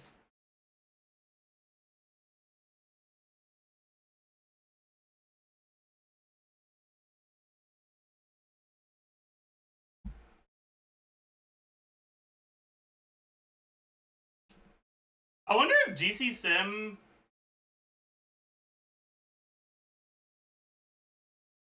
writes anywhere what the average fanfare is in Furina teams. It probably doesn't, right?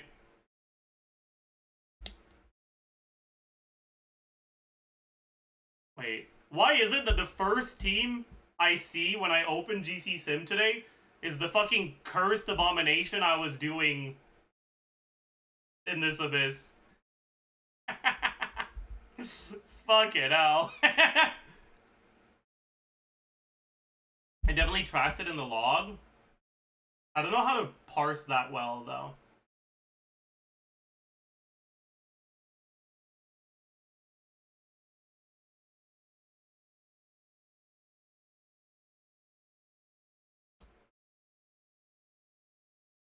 Mavuika hasn't been added yet, right?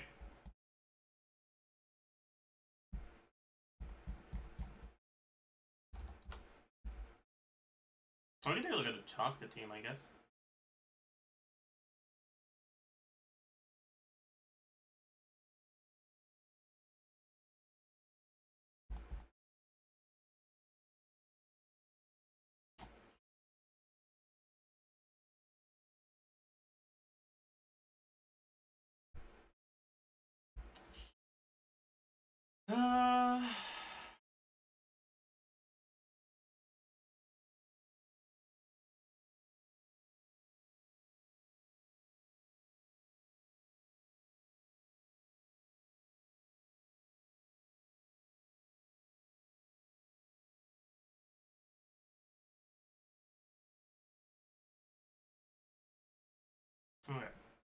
So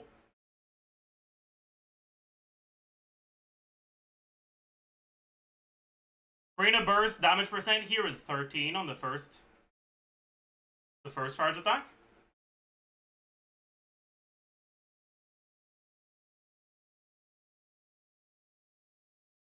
Second charge attack, 15.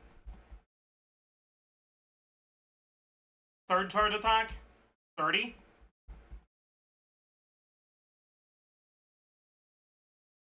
Fourth charge attack, 38. Burst, 46.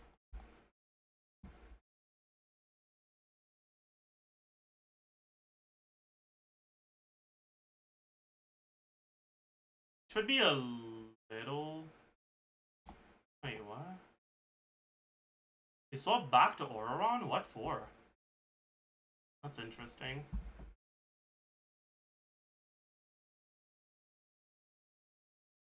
They use skill. First. Oh, is this a double rotation that doesn't swap back to Furina? I see. The second uptime first charge attack. No Furina. Okay. Then third rotation should be a bit higher than the 13 it was on the first one. No, it's not. 7. 8. 18. 22.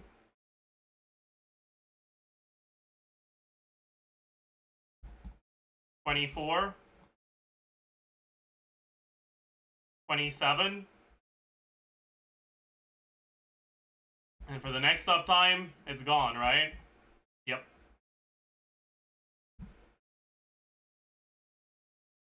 So the average damage percent in this team is like 20%. Let's take a look at another team. But this is probably about as low as it gets, right? Because this is a double rotation that only does 1 Furina burst.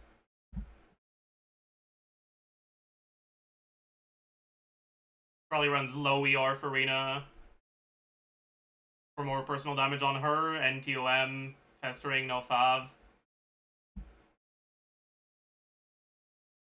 I think this is going to be lower than others. This is a 20-second rotation.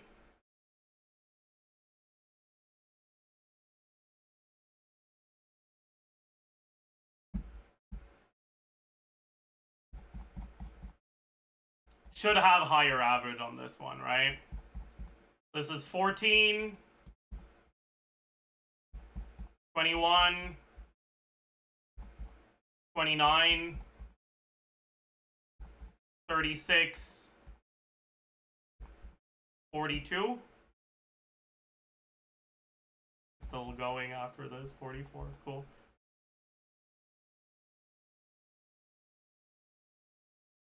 Next rotation should be start a little higher, I think. Yeah, 29, 44, 47, 51,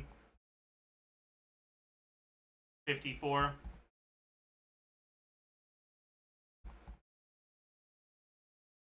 Next rotation. 35, 43. So yeah, this is averaging around 40.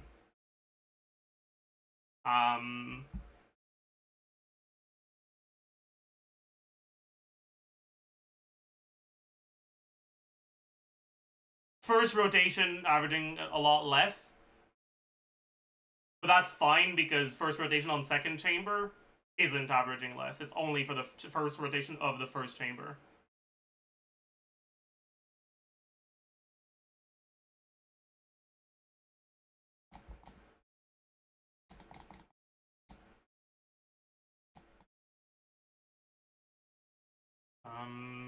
Let's look at some other teams.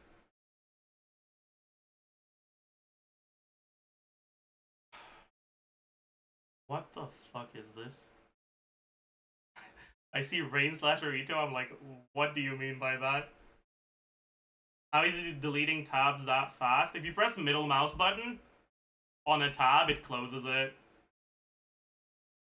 If you want to close the current tab, you can also Control W. If you want to open a new tab, you can Control T.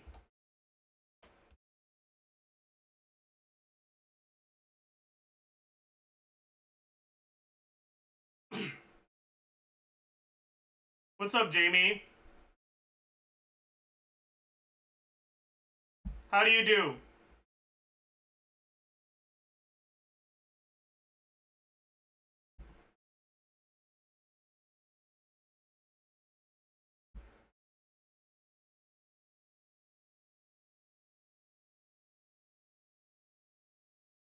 Working on my Risley TC video. Ooh. Okay, I'm actually kind of curious about this, Jamie. Would you agree with me with the idea that Risley is a unit that's generally underrated?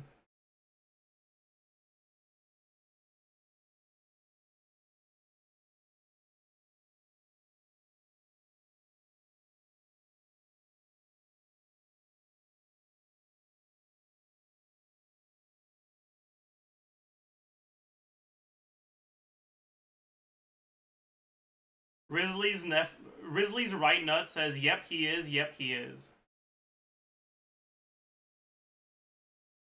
Depends on who you ask, but I probably wouldn't, really.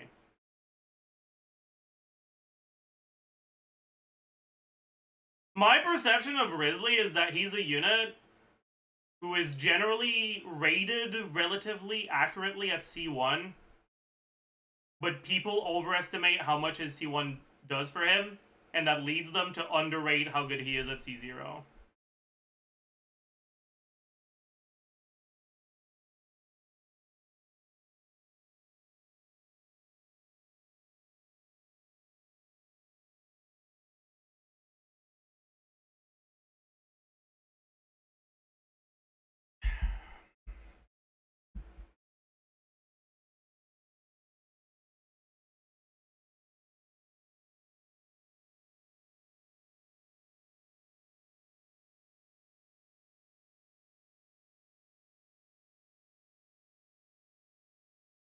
Okay, let's, instead of sorting by date added, let's sort by DPS. Skip. Only include Bennett Furina teams and skip down to the C0 stuff.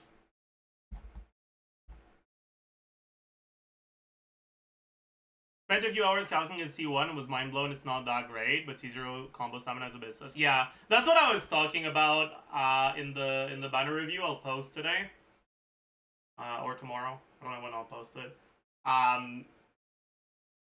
The biggest issue with Risley when it comes to his C0 isn't that his damage is bad, is that he's kind of an uncomfortable unit to play because of how expensive his charge attack is in stamina. And that just in terms of damage, you're generally better off going R1 than C1, but you're somewhat likely to actually end up getting better performance in practice if you go C1 over R1, just because of the stamina.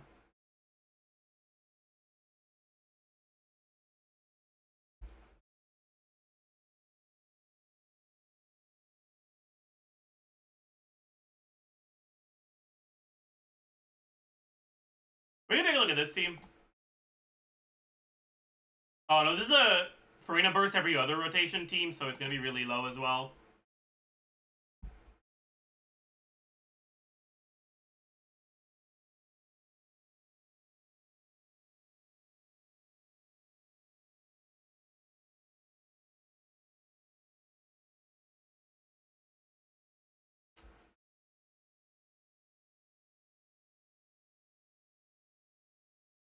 C6R1 Venti Farazan dual carry.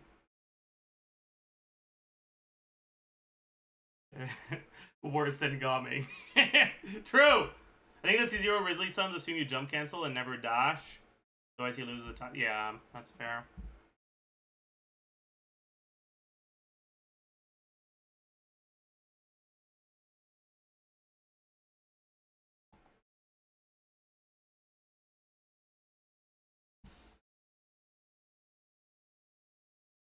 Can't fucking look. When did Soluna start fucking putting teams in GC Sim? Any explainers in chat? The fuck is this, man?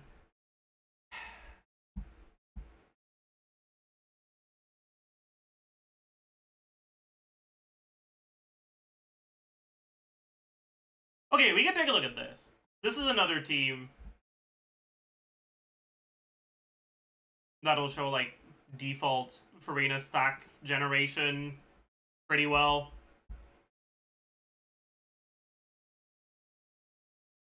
So...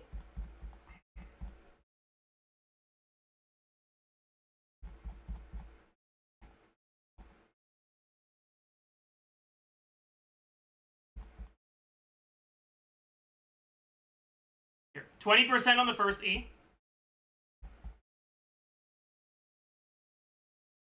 By the time you get the second E... Where the fuck is the second E? By the time you get the second E...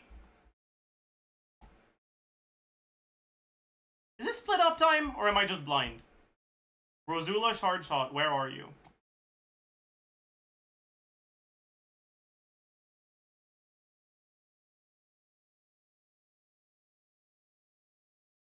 Oh no, chat. This is split up time. Oh god. Oh god. That's not how anyone actually fucking plays this. 40 damage from Furina on the second E. Goes up to... oh, third E. Wait, no, it's not split up time. It's half split up time. I'm very confused.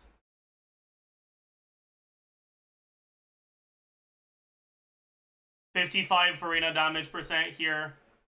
We still have Bennett buff? That's crazy. This had, like, you probably lose it by this or some shit, man. Not quite yet. Oh no. I don't think you even get a proc from Bennett buff here though, right? Yeah, it doesn't look like you do. Yeah. So the last tick of Bennett buff happens before you swap out, but somehow the damage, yeah. This is the sort of rotation that's like, in practice, most of the time, you're gonna lose the Bennett buff before all that damage comes out.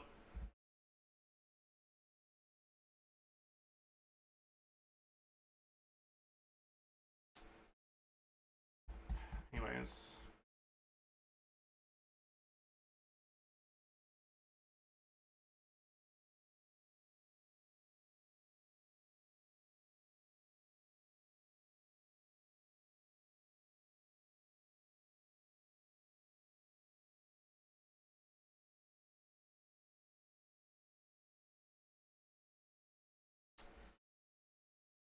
Next rotation, swap to Furina, use burst, right?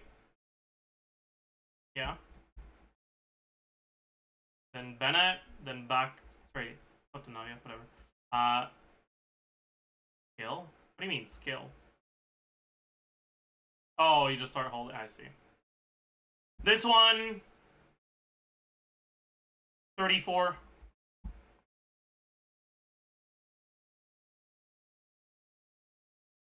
You probably don't do a swap out here, right? Oh, you do. God. Okay, so this is a 27-second rotation with 3 E's. Oof.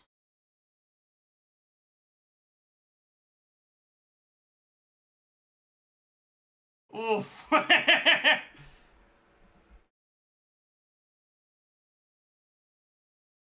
With really well min-max Furina stuff.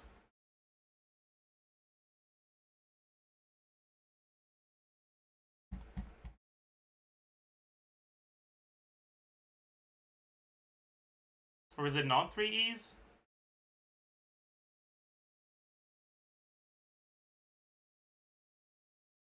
No. It's not. I'm very confused. It's only 3 E's on the first rotation. Never mind. Okay.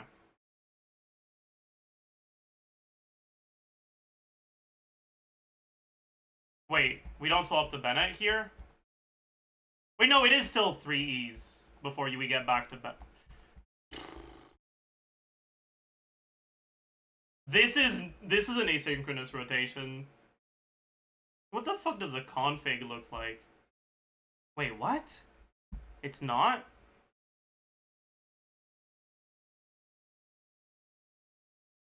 No, it is. Every third rotation, you do an additional skill. So it's what, like a 24-second rotation? I'm confused. Anyways, it looks like the average fanfare for Navia in this team is like hovering around 50. But that's a well min-max rotation for a team like this. Most people will end up with a lot less than what the GC Sim rotation has.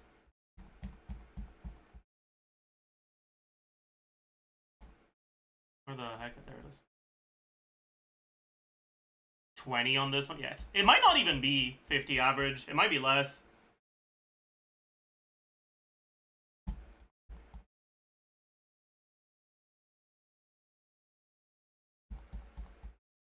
$40.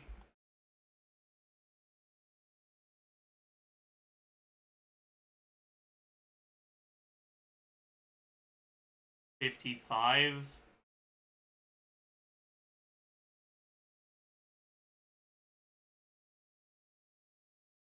Is it also using form, I shall say, with Serpent Spine? It might be, but that's not the point right now. I'm not looking at how strong the team is, so how realistic it is to practically make use of Maréchal Say in a team like this, and average Serpent Spine stuff doesn't matter to me right now. Because I'm not trying to see how good Navia is in this team, I'm trying to see how much fanfare Furina is generating in a bunch of different teams. And she'll generate the same amount of fanfare no matter which artifacts you use.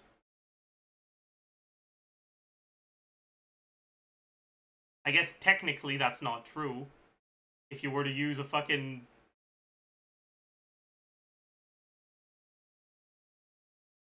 Is there anything that gives incoming healing? Maiden Beloved? If you use Maiden Beloved Navia, technically you'd heal more, but like... That's not a thing.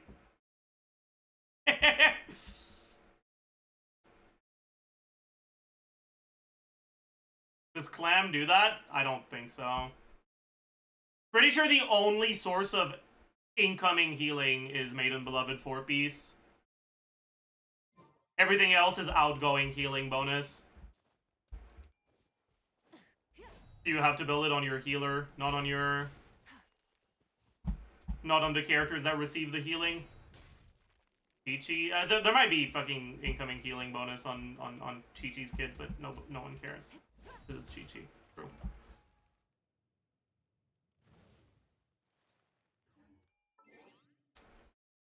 Anyway, so a team like this, it seems like it's hovering around 40 to 50 in a well-optimized rotation. For most people, it's actually going to hover below that.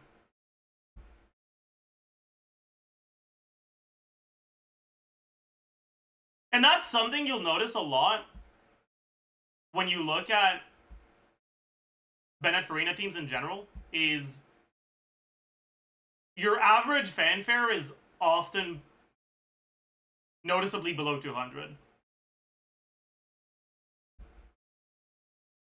We can take a look at this one.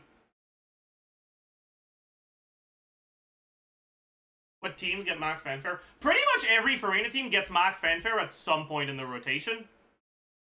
The question is, how much of your damage did you get before you reach max fanfare? I guess it's not true that it's pretty much every team, but a good amount of the teams do.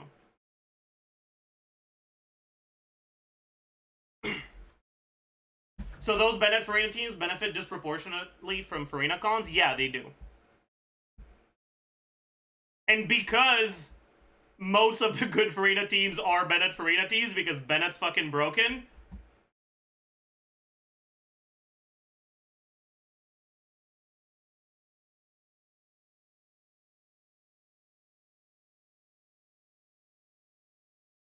it's an even, like, more significant thing.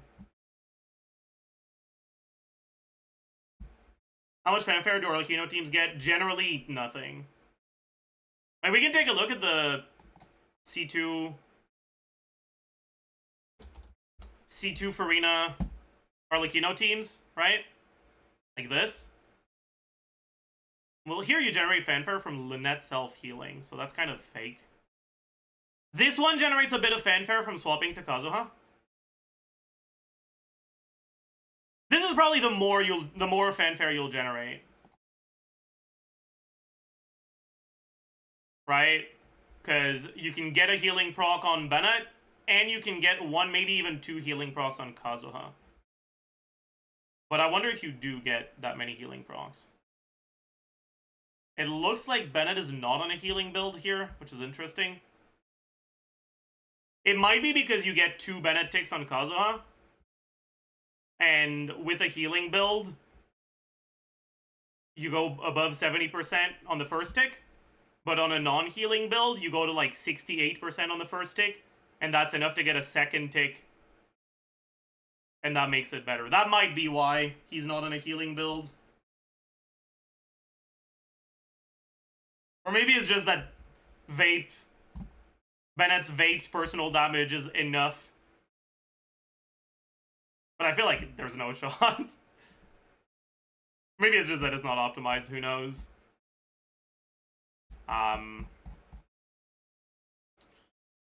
First rotation is going to cheat because we're still consuming fanfare from the characters starting full HP, right?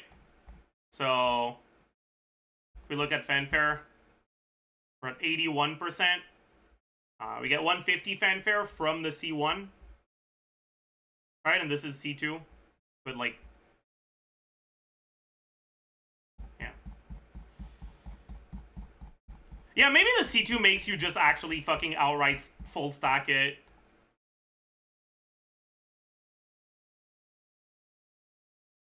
Yeah, it seems like it does.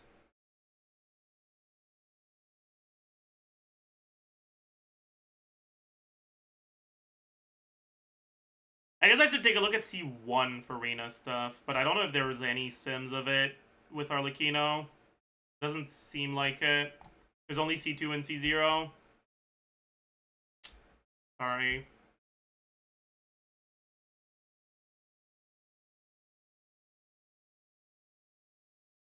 You can just change it to C1?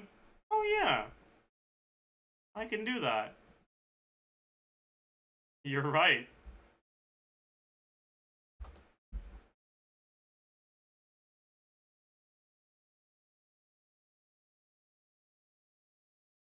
That's enough. Generate a sample. Okay. So in the first rotation, Furina fanfare at 48 towards the start. How much of that is the C1? C1 is 150 times 25, so it's what, 37.5? So it's like 10% here from the base kit, but we're still consuming HP from the whole team based on the fact that we started full HP. By the time we get our last attack,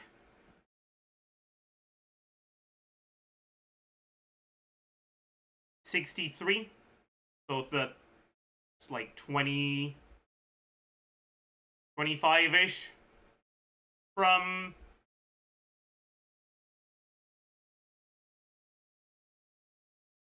25-ish from Furina. Like C0 stuff. But it's starting second rotation that is slower.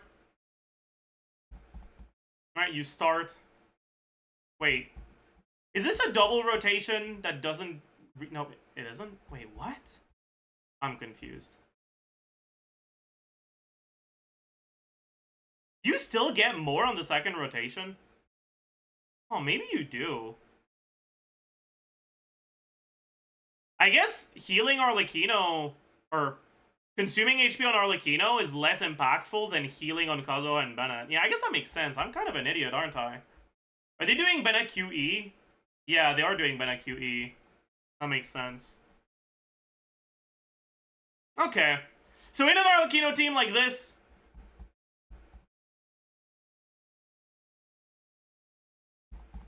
by the time Arlecchino uptime is over on the second rotation, you have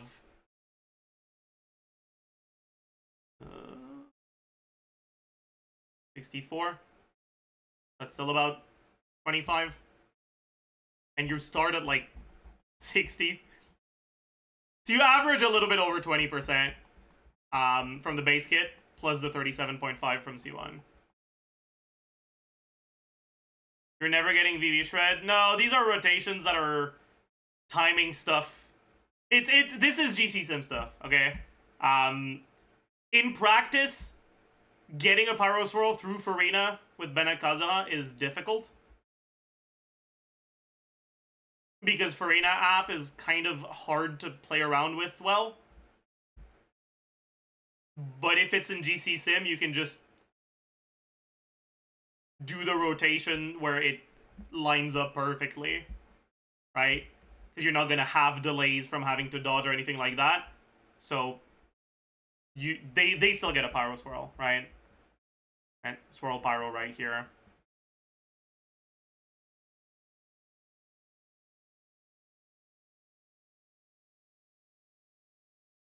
But as you can see, right?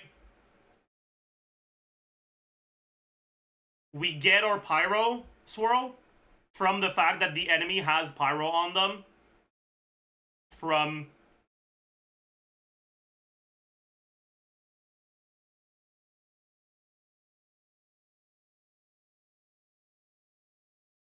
this, and from the fact that Gentium Usher did not vape here.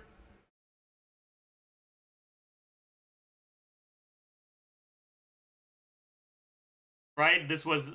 Gentium Usher was on ICD here, so he didn't vape. Which means that the enemy still has Pyro on them, so when you swap to Kazuha and you use Kill, it swirls Pyro.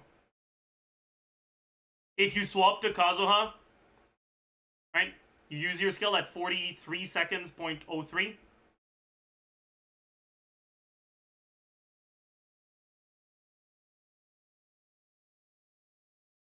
One second later, Furina applies Hydro. So if something happened that delayed your stuff, you'll miss your vape. Similarly,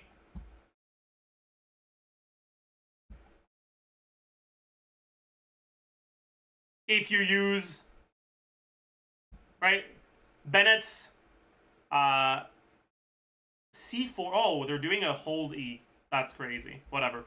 Bennett's skill is applying Pyro at 42.1 seconds. 42.15, actually. After Furina wiped the aura at 42.10. If Bennett's E hit 0.05 seconds earlier, there would not be a Pyro aura for you to swirl.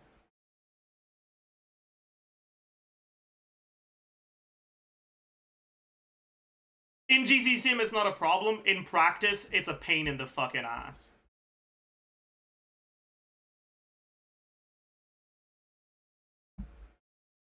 Anyways. Yeah, seems like here we're still getting around 20%-ish. Which ramps up to like 25 by the end. Yeah.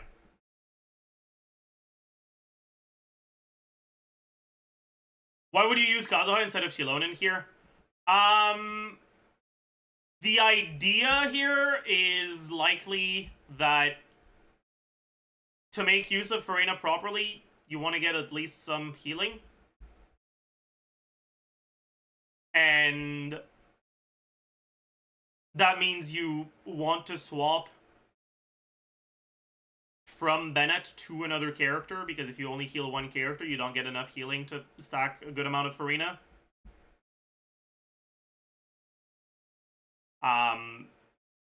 And the biggest downside with Kazuha generally in these sorts of teams is that it eats into your Bennett uptime. And while Kazuha can have some issues with his swirls, he has grouping, which is nice for Arlecchino because her AoE is pretty small. Yeah, it might also have just been made before Xilonen came out.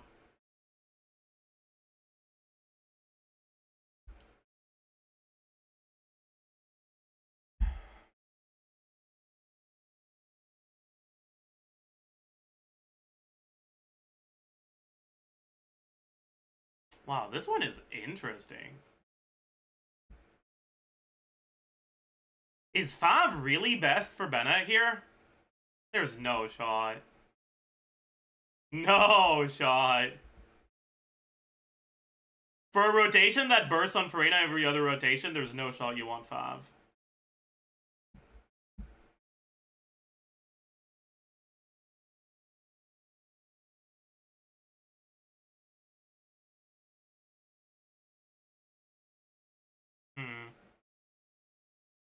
You can burst at the start on Xilonen, that would be more fanfare. It kind of isn't, though. Because if you burst at the start on Xilonen, right? Then you Furina EQ, but you don't actually get a healing tick on Furina unless you wait on her after burst, which you don't want to do. Then you can get a healing tick on Xilonen if you E on her, if you swap back to her to E. And then you can get a healing tick on Bennett. But the thing is, that's pretty much healing on your Xilonen and Bennett, and that's it. So it's only 2 characters, which is the same as if you're doing Bennett Kazuha.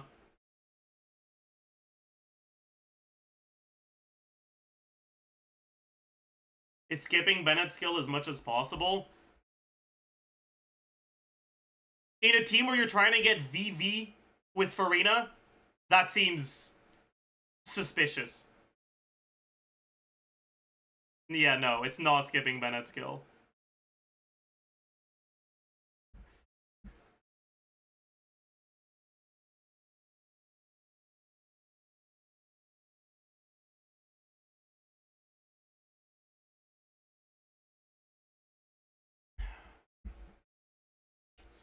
Anyways. This isn't that sim. There might be another one that's like that.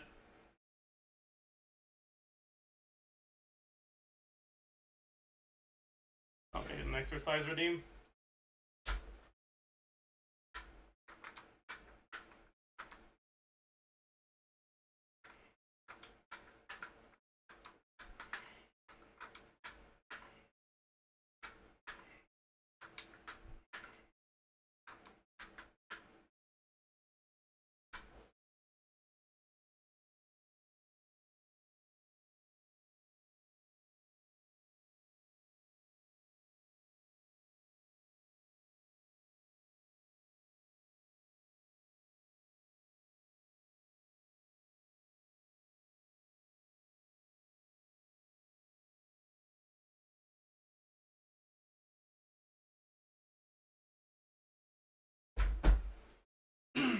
Alright. I just saw something that...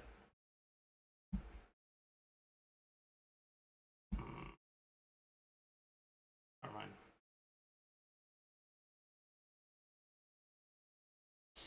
Anyways, let's keep looking at some more Furina teams and how much fanfare you're getting in them. Kinda gotta skip past some of this, because I already know in the Gumming teams you're gonna average a lot because you're using Xianyun. And on the Arlecchino teams, you're not gonna average a lot because Arlecchino can't heal.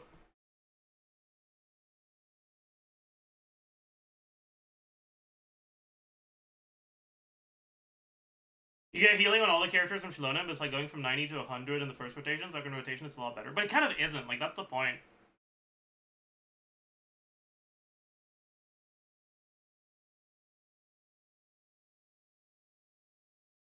Because you don't get fanfare from Xilonen's burst on Furina or Xilonen. So you're only healing 2 characters. And those are the 2 characters that are already getting healed by Bennett.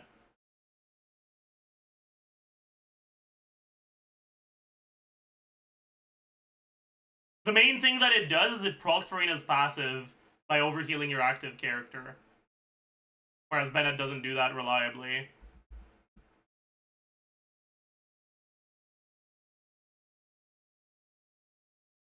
And do Xilonen Q before E for one tick on her. Does that work well? Don't you have to include a weight in your rotation when you do that?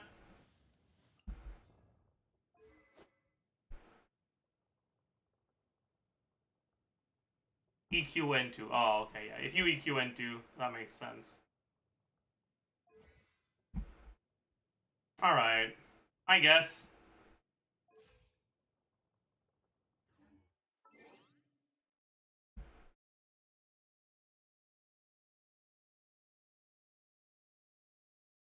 The problem with that is that means you have to go to Xilonen after Furina, which means you're spending your Furina burst up time using Xilonen's burst, which is like really bad. It's something I notice mostly when I'm playing Neuvillette teams, because he has longer rotations. Man, Furina's burst expires so damn early. Holy fuck.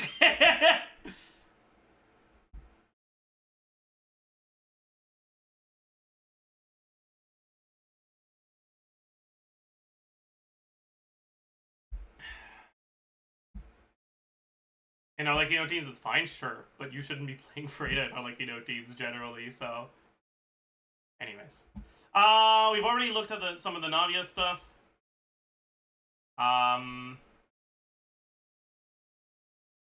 Chasko we've looked at. Quick Bloom Kaniche is not something I want to lay my eyes on. What the fuck is that?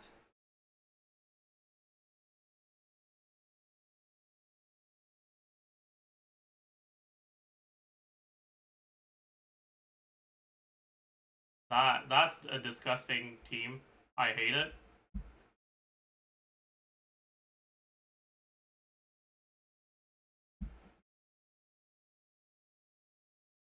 Okay, Wanderer for right now we can look at, sure.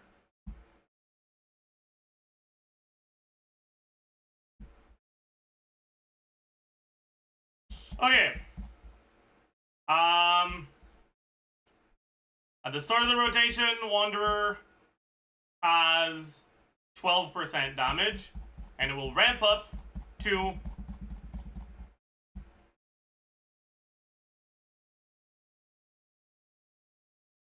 47, probably averaging around 30. And second rotation should be higher. So starting at 12, we're now starting at 20. That's not that much higher, actually. Huh. And it ramps up to...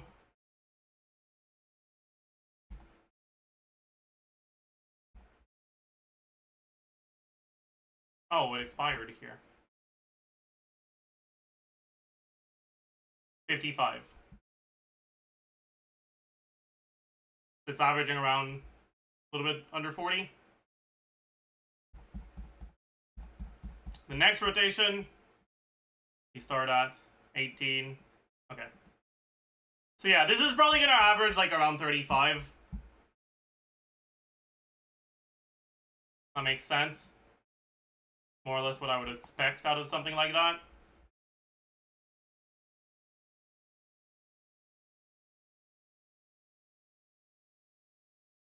Alright.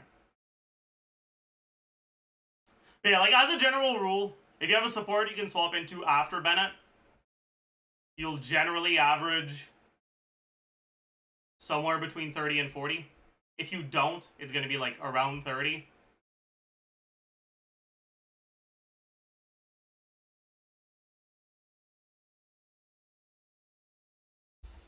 What about Furina Xilonen teams without Bennett? We can take a look at some of the Neuvillette stuff. Neuvillette is going to average pretty high, though. In the min-max rotations. But the rotations people actually do in practice are going to be not as high.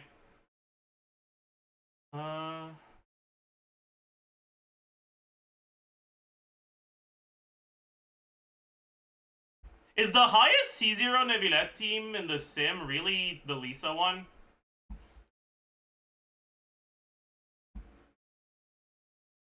That's kind of funny. It's about as much as the Kazuha one. Why is it shorter rotation? I guess because you don't have to refresh as much.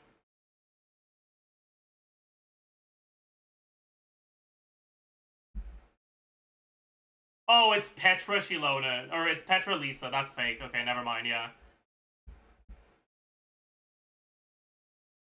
Yeah, that's not a real sim. We can take a look at this one. Alright, this is like the probably the most min-max C0 Neuvillette sim. We can take a look at Furina. Fanfare stuff, uptime, whatever. So at the very start of your uptime,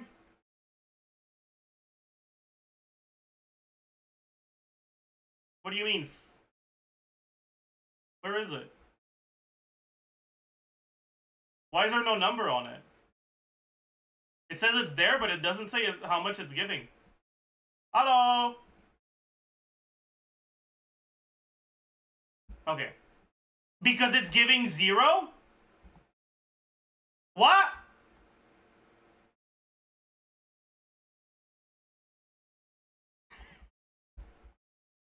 I see.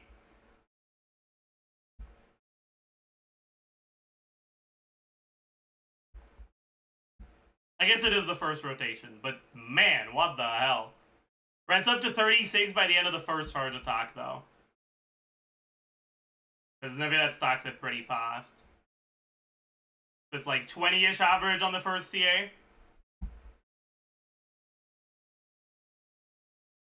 Second CA starts at 40. Ramps up to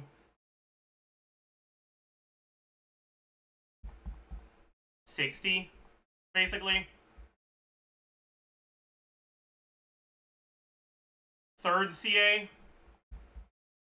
68 at the start.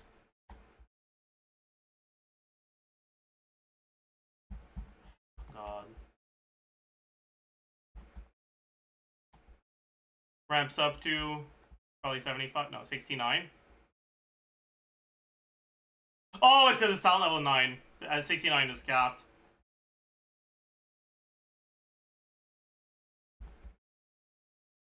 Here's then the last one starts buffed.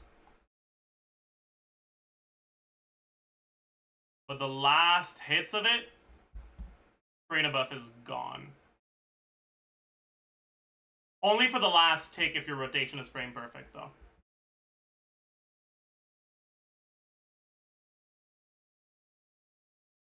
So for the first one, it's averaging around 20. The second one, it's like 40. And the other ones are capped.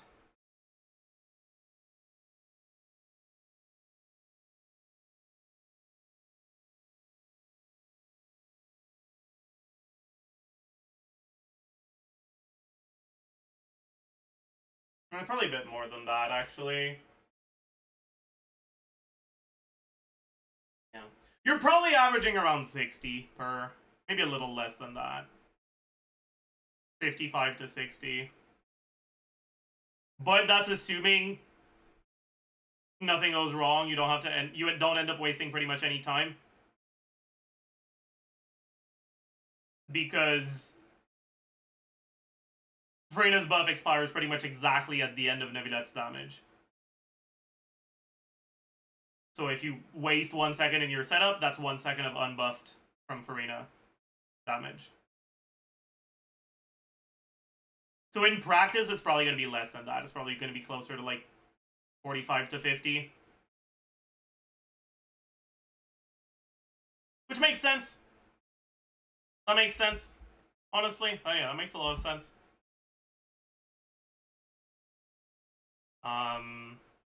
Utao, we can take a look at, sure. Let's take a look at the sample. Is that C0? Yes. Okay.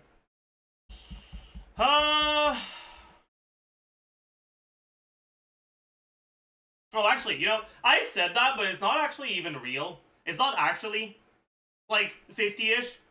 Because that's 4 Nevilet's damage. But Furina's damage is actually a pretty good portion of the team DPS as well. And Furina's damage, right? 30% of the team DPS. It's like half of Nevilet. The average amount of damage percent you get on this is actually lower. Because Furina's damage never stops. Which means that on a 28-second rotation, you have 10 seconds of Furina's damage that's happening without Furina burst buff.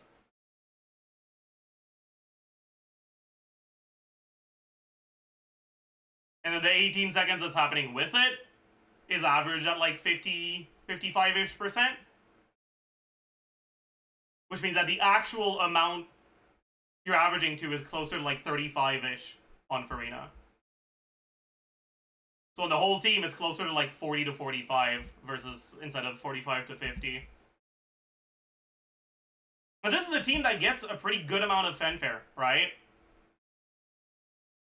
But it's still in the lower end of the range that Jello gave. Which is why I saw this and I was like, I don't know. I don't know. Not too convinced about that one.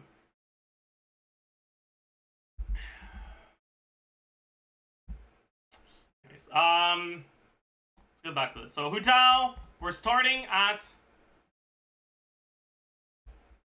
Furina 25%. By the end, we're at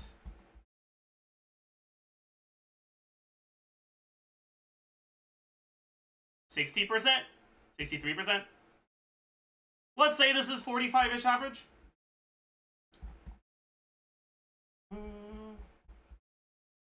Second rotation. We start at 42. Okay. So I guess this team average is a bit higher. We'll probably end up at like 65. No, we end up capped. Interesting.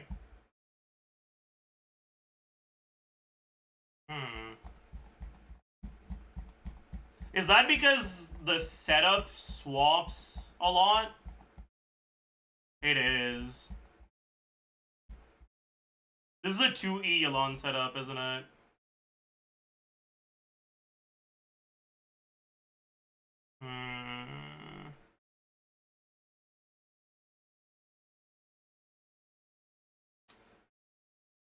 I guess the question I have is, people who play that team,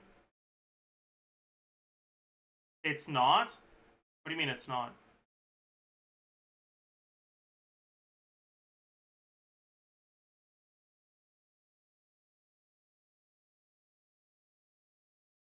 I'm talking, I see. I got confused. Yeah, the question is, out of the people who play this team, how many actually play it like this? How many actually do 2 Yolanis per rotation and like properly stack their fanfare through swaps on supports before swapping to Hu Tao? And I feel like it's a pretty low portion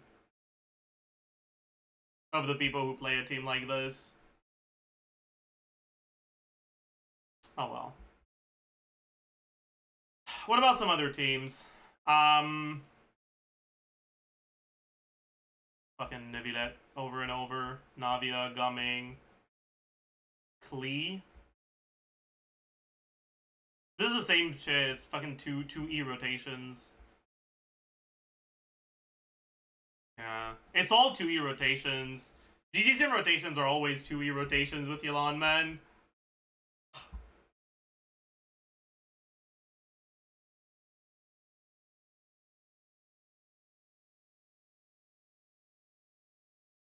Alright, let's take a look at the other Furina teams, the ones that have actual dedicated healers. Can we skip past the C6R5 bullshit, please? And thank you. How much do I have to scroll? We're still at...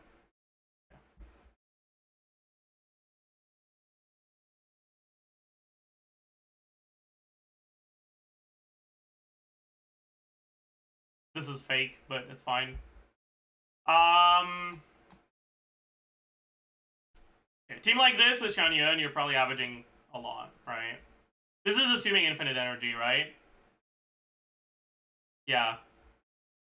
12-3 Isun suit energy drops. Aware.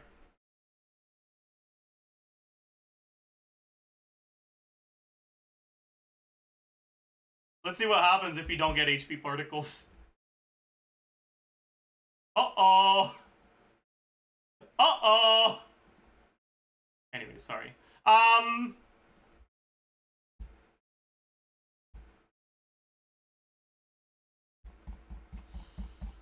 So. First plunge. I guess first rotation, you don't average that much. But it's only the first rotation of the first chamber. After that... Wait, no, it's not. 33? Really? Only 33? I feel like it should be higher on the first one, no?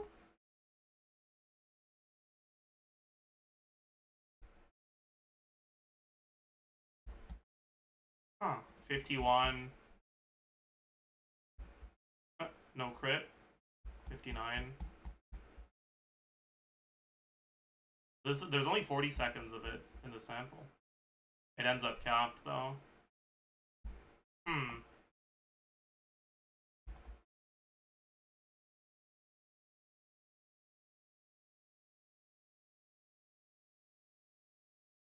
Interesting.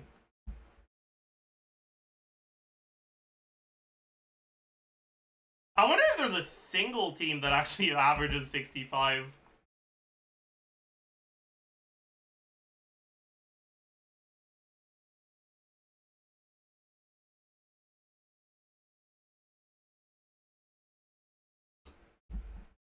Maybe a team with Gene? Probably. Noel? I don't think Noel does. We can take a look, though. I don't mind. Oh, God. Let's not talk about the fact that the highest one in the sim is Petra Fab Noel, okay? We should, yeah. It's better if we pretend we didn't see that. You look at this one, yeah.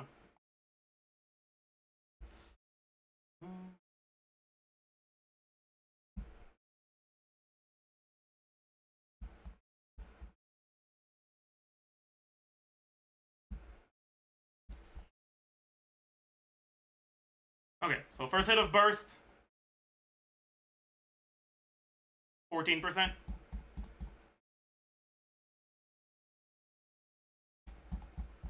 When do we swap into her? When do we use burst, actually? Burst happens at 9 seconds. At 11 seconds, 25%. 13 seconds, 32? No. 48%. 15 seconds, 51. Swap out, then swap back in. 18 seconds, 65. At 20 will be capped, probably. Yeah. We go more or less linearly from 12 to 20.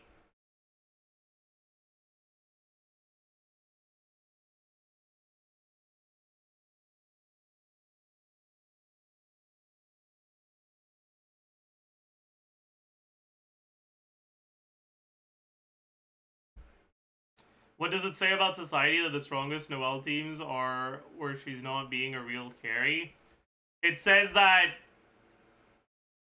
we need a last unit for Noelle teams that isn't fucking Xilonen, and that allows Noelle to do charge attacks without losing the ability to use Xilonen.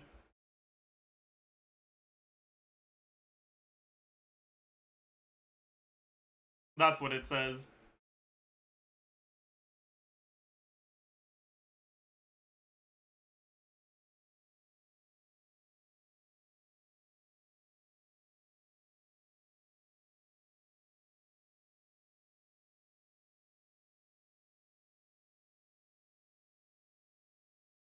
But yeah. So this team is probably averaging like 50, maybe.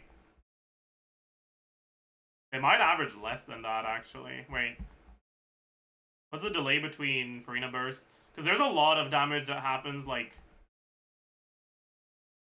in a sustained way. So there's probably going to be a decent amount of damage happening during Furina burst downtime.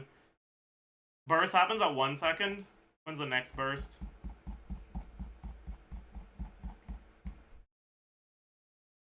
$23.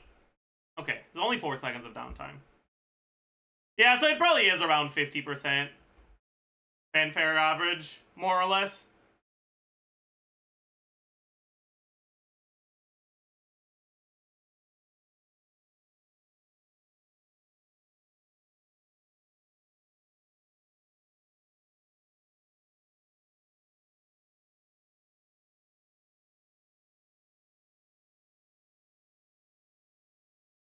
Noelle isn't a great healer, so it makes sense. Noelle heals a lot, but the healing is sustained. It's not front-loaded.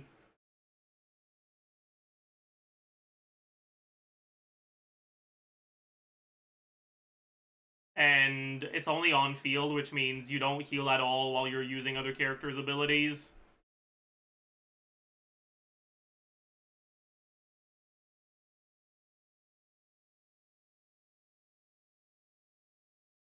Is Noelle on Defense Gauntlet? It seems like she is, yeah.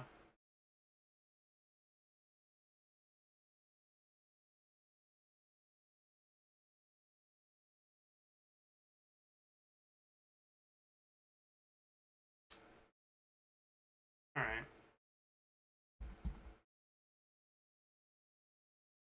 Jamie, do you know if there's a single Furina team that actually averages 65 plus damage percent from her burst? Because pretty much everything I've looked at so far has been below that. Off the top of my head, I feel like some of the Xilonen teams might.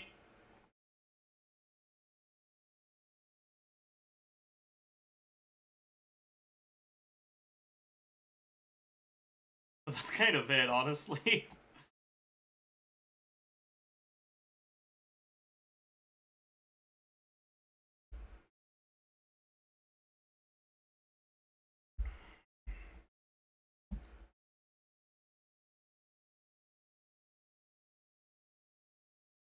Maybe if you assume Sim floor 12-2-2 with a chip damage from Geoboss, true. Not even limited Baiju teams. Maybe those ones do, I guess. Yeah, Baiju does front load so much. Fanfare. Especially if you Baiju E into Furina Q.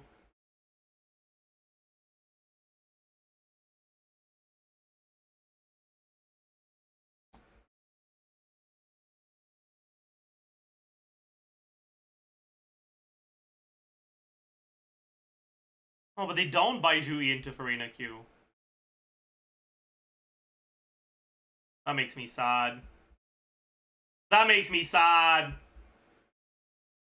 That makes me so sad. Is it because they don't have enough ER on Baiju?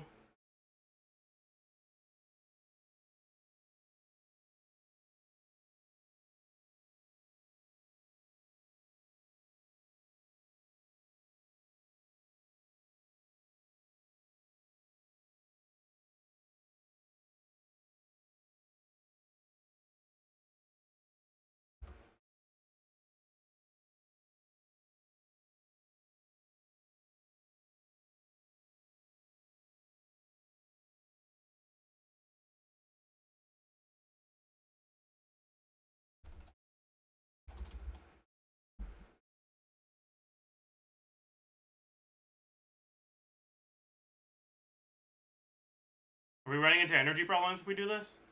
No. And it's noticeably higher DPS. Wait, so why don't they do this? I'm confused. Literally, the only thing I changed here is I did QE on Baiju instead of EQ and we gained 4k DPS.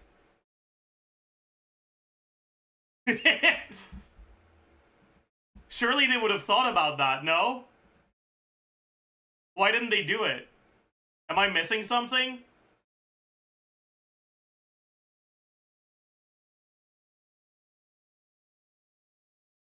Maybe it just wasn't something they cared that much about. Probably. Anyways, this is definitely how you should be playing it, so I'll look at this instead.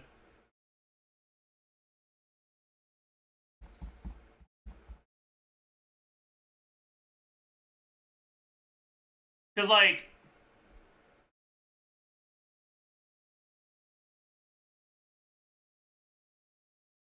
when does the healing happen?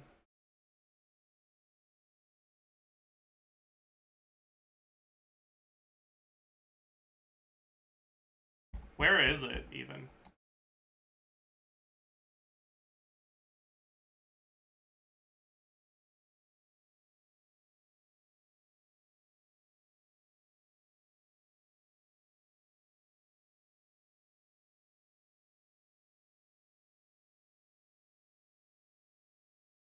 Alright, Kafka dance. Good fucking try, loser. Bye-bye. Thanks for spamming hide him, chat. I wouldn't have found out without that.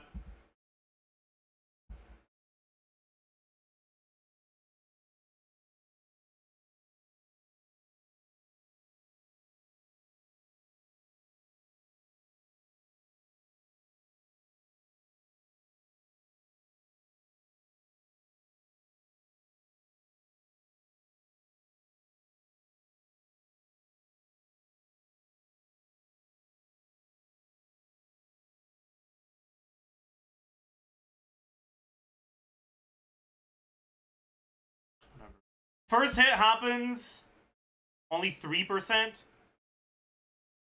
But when the fuck is the healing happening, man?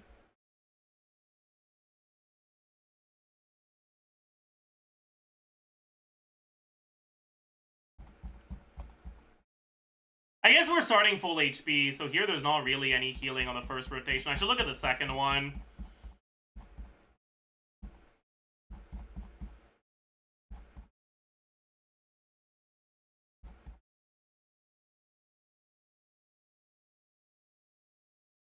So first hit, 2% Furina damage.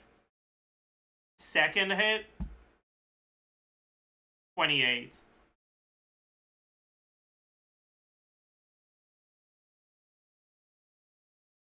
Is that just from the self-healing? It might be.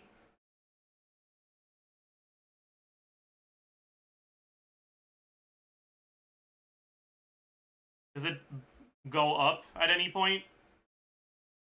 Doesn't seem like it does.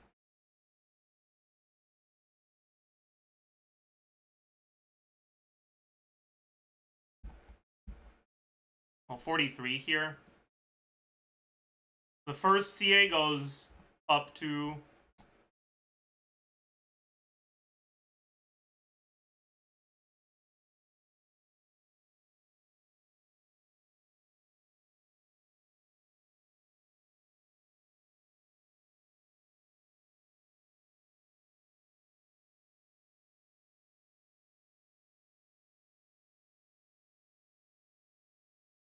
up to 50 through the first CA. That's only one CA, right? Yeah, and then burst. And then skill. The second CA is starting at 57. Ends at max. Then Xilonen Baiju back to him. Obviously starts at max. Does it expire before the end of the CAs? It does. You get 2 hits at the end without it, it seems. Yeah.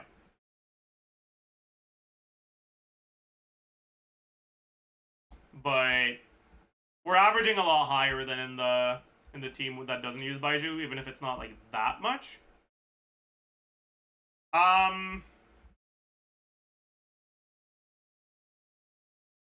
But But this team is above 60 average, I think.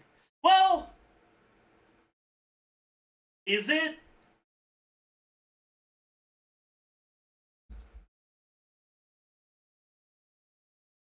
Like, it's like 30% average for the first quarter.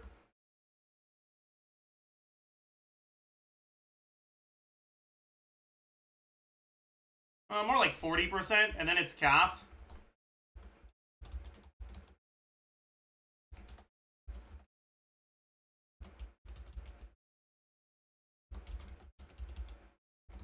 So Neuvillette himself is going to be averaging like 62, 65-ish, sure. But Furina's averaging less. Yeah, no, there's just no fucking team that gets above 65. I mean, okay, again, that's not true. The Xilonen teams might. At least some of them. Let's look at non-whale stuff. Let's look at Xiao, for example. High investment Xiao. I mean, that's whale Xiao, but still. Oh, it's C3 Furina. Okay, never mind. The highest non-energy cheated sim for Xilonen Furina is the Gumming one.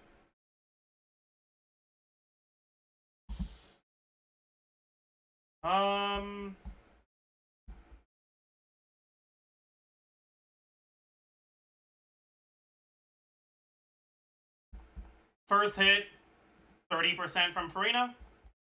But that's because first rotation's kind of scuffed. First skill, 36. And goes all the way up to capped. What about second rotation?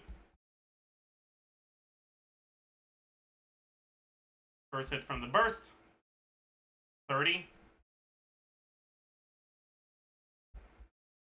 36. Wait, why?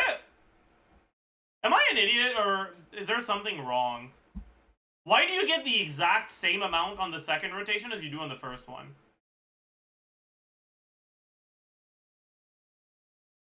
Is there really that much time between Xilonen, or between Furina E and Xilonen Burst? Furina E happens at 20 seconds? No, Xilonen Burst happens at 24. I don't know, man.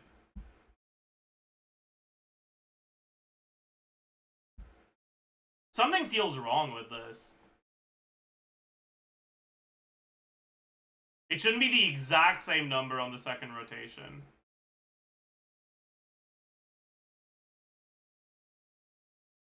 What's the Xilonen build like? A lot of attack. The healing should be good. I'm very confused.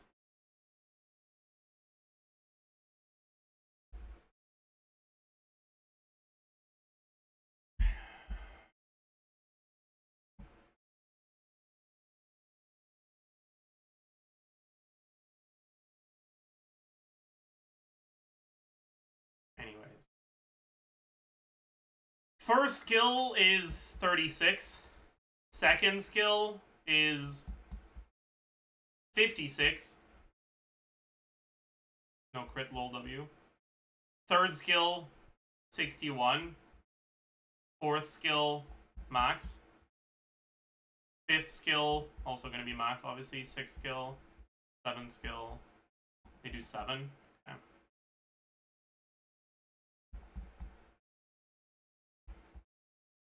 This is probably still averaging, like,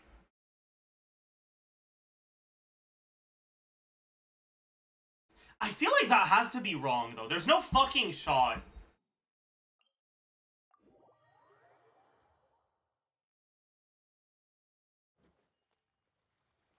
Wait, okay, I want to check something, alright? And if my hunch is right, it's really funny.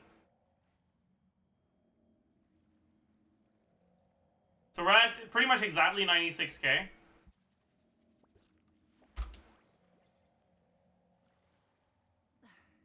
Instead of Okay, never mind. confining It was themselves not to the right. I'm an heavens, idiot.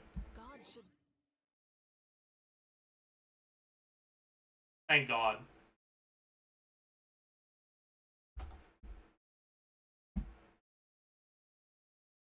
Okay, thank goodness. Okay, never mind then. Oh, we got an exercise redeem again? Alright.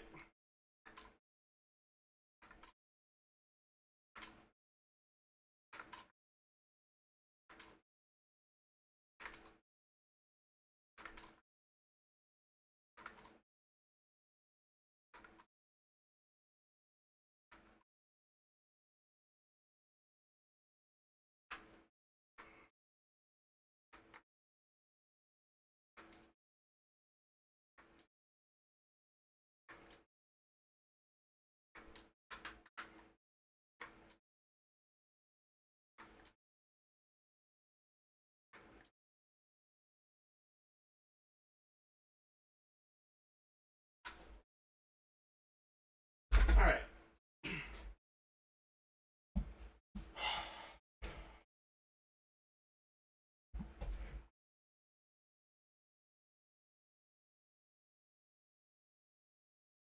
Anyways, we can get back to the video.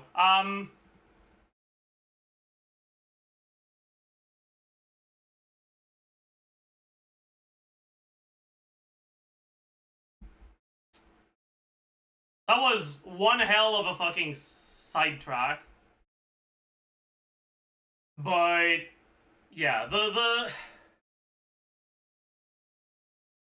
actual damage bonus you get from Furina, I think, is a bit less than people usually expect it to be.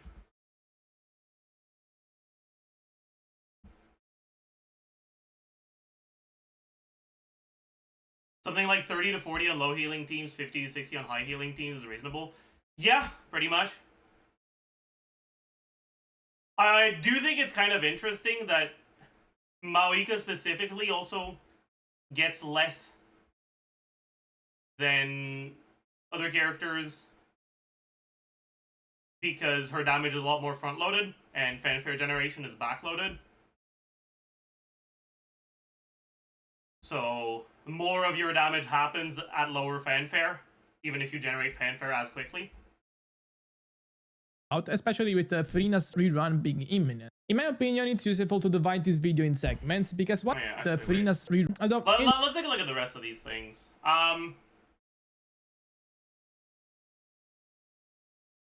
I guess we should look at Jello's actual video, so we don't have a fucking guys in the middle Furina and Xilonen.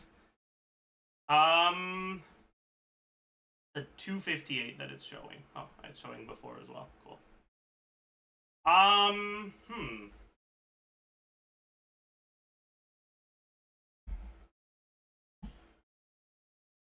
Sure. I've already talked at length about this.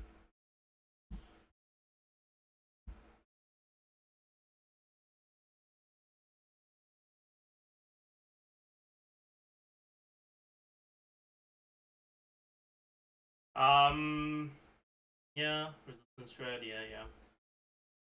Element application, very useful for reacting either her own damage or others. I don't know about that one.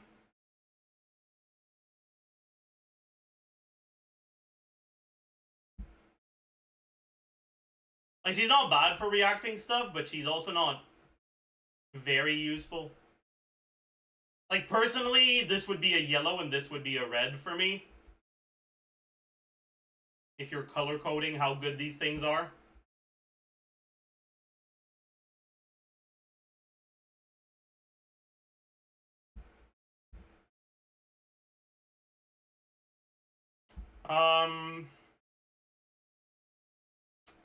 That's fine, yeah.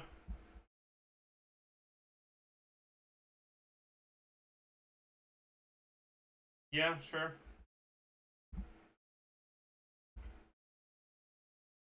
Are Furina cons better than Xilonen cons?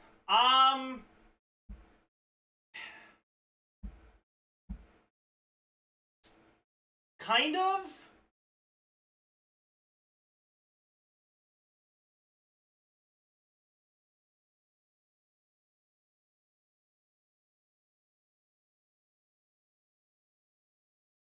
In terms of how much they do for their respective teams, yes.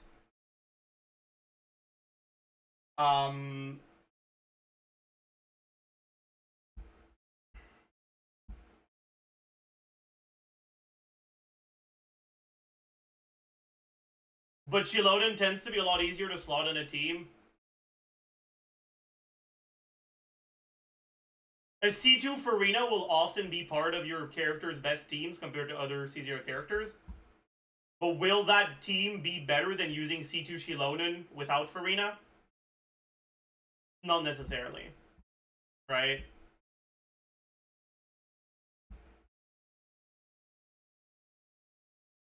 Anyways.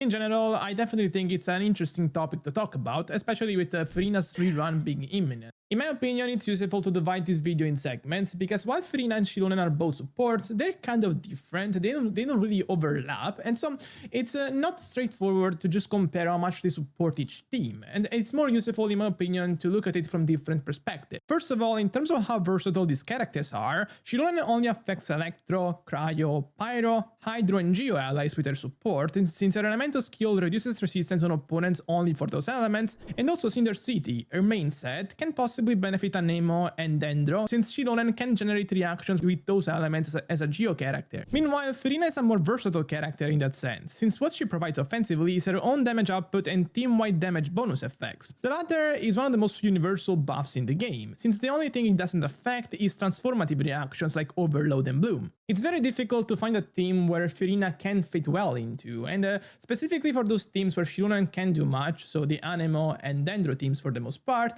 That's a good point. As much as I'm not as much as I consider Furina to be a unit that's like pretty overrated in general, it is true that it's hard for there to be a team where Furina is completely bad, right?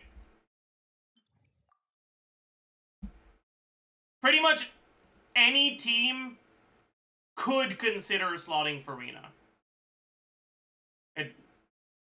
She's not part of that many characters' best teams, but she's part of a lot of characters' good teams. And with Xilonen,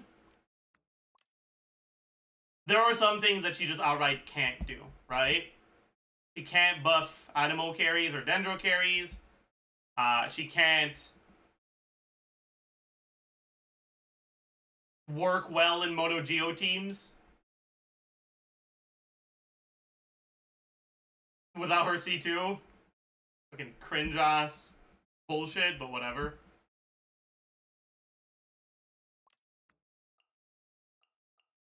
And that's definitely something that Furina has going for her.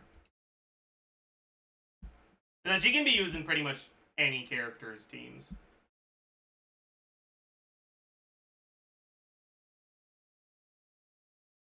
Furina arguably is the best in slot for many of the main characters. For characters like Xiao, Alhaita and Wanderer, Furina has really been an addition that propelled their team's damage to new heights, and that's something she will always have over Xilonen. It's worth that one I'm not.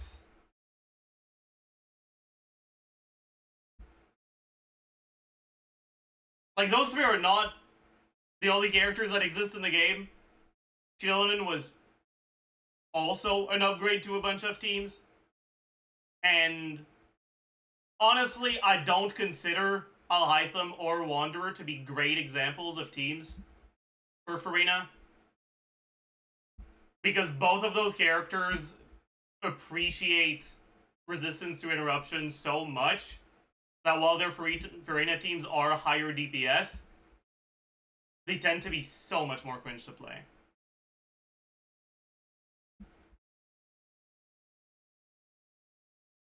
With Xiao, it's fine because you spend so much of your time immune to interruption. Right?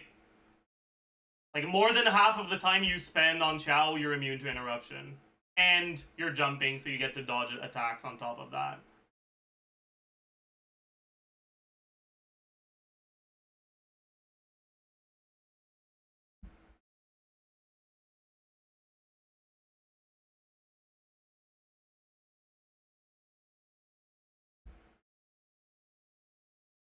Who's a good resistance interrupt support for all Hytham? You don't want me to say it.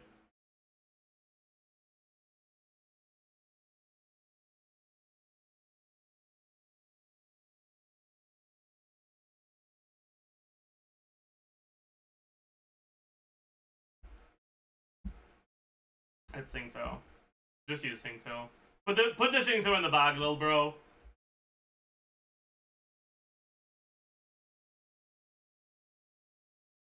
It's worth mentioning, however, that all of these cases are old DPSs. For a more recent DPS like Chaska that is Anemo but can deal damage on multiple elements, Xilonen can still be valuable. She's still not as valuable as Furina for her, since Chaska, before her Constellation 2, really benefits a lot from having a multi-elemental teams of Trio, Cryo, Hydro. Okay, that's not the comparison you should be making. If you're comparing Xilonen and Furina, maybe don't do exactly the same team, but one with Xilonen and the other with Citlali. I don't know about that one. Pyro and Electro, but it still creates a Like, at least use Citlali instead of Furina here. If you want to be talking about one versus the other on Jaska teams. You know?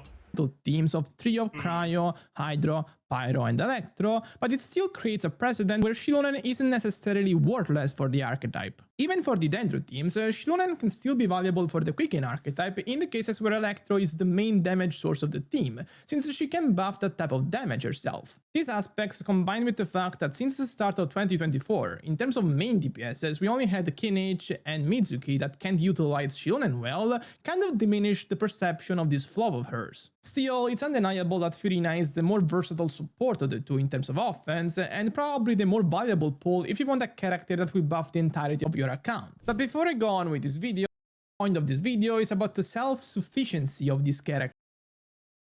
Freaking Chloride is so scab, it uses Petra and Nahida. Yeah, I mean, yeah. Yeah. Yeah. Yeah. Fine. Real men use Instructor Nahida in that team. That's all I'm saying. Caught? Caught?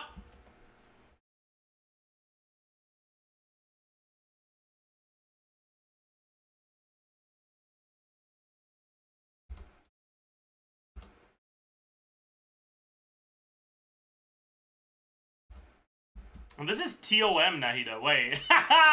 Wait, that's kind of goated as well, actually. Holy.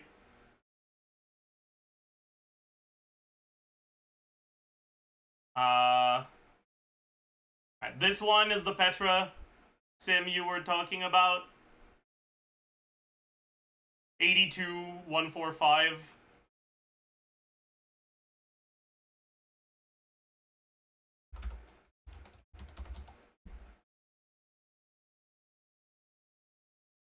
How much is an EM main stat again? I forgot.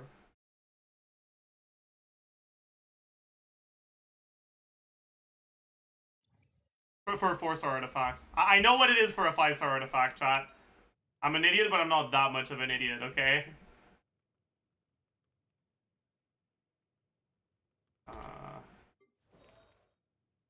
It's 232 here, my bad.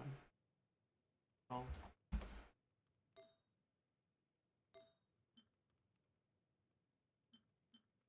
$139.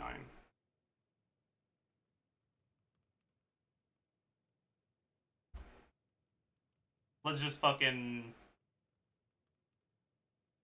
gut her crit rate. Or her crit damage. Because it's 4 stars. It's gonna remove 50 Civian subs.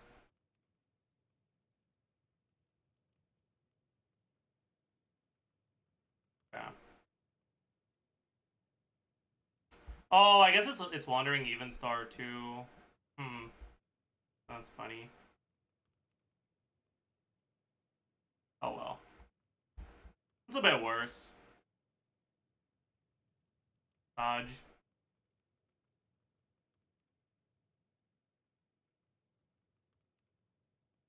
What about TOM then? How much worse is TOM versus Petra in this one?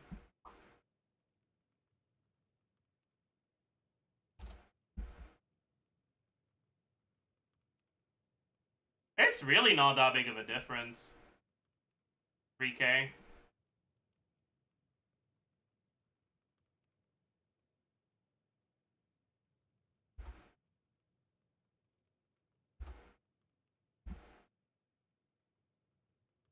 $79 instead of 82. Yeah. Although it's slightly better, yeah, that makes sense. This personal damage should be relevant. I guess it's not that big, huh? Just looking at single target in AoE, it'll be more significant. Oh well. Remove the dash action? Oh.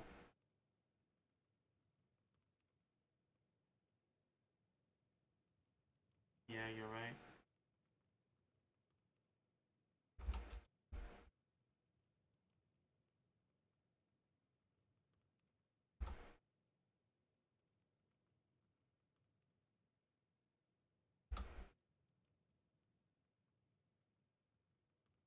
Like 79.5. It's like 2.5k less. It's a really small difference. Like 3%, less than 3% worse.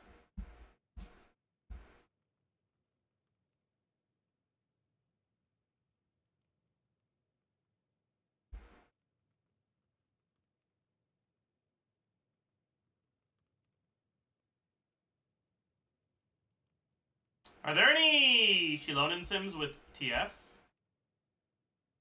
Doesn't seem like it. Oh, whatever. Anyways, Jamie, I don't think it's Quick and Klein that's the scam. I think it's just the Petra.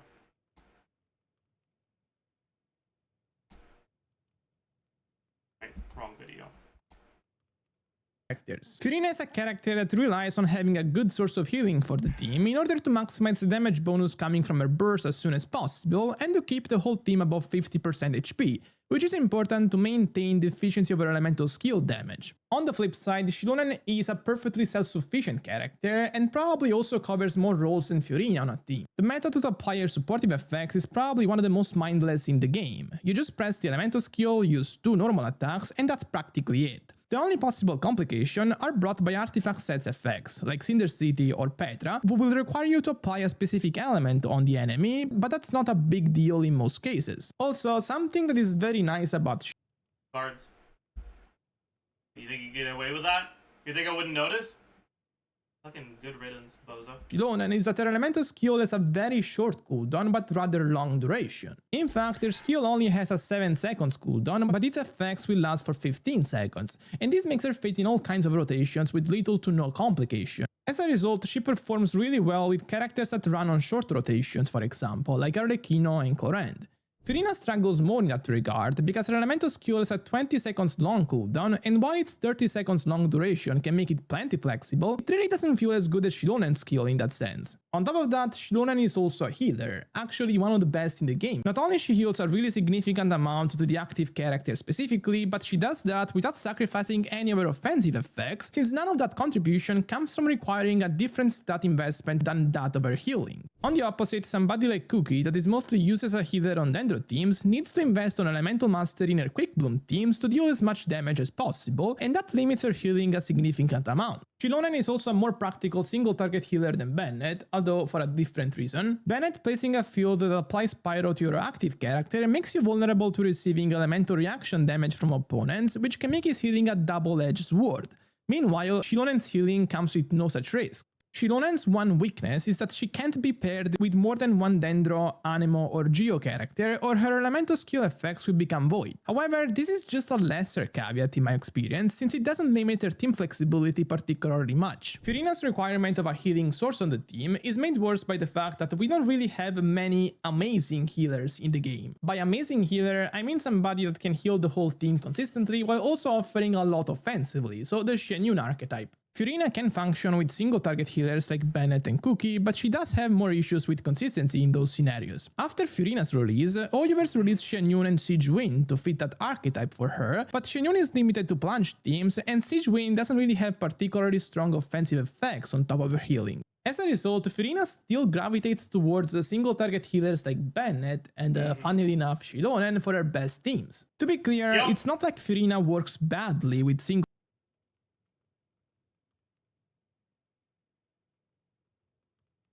I was like, this team should be doing more DPS than 75k, but this is not a VV Xianyan team. Okay, I see.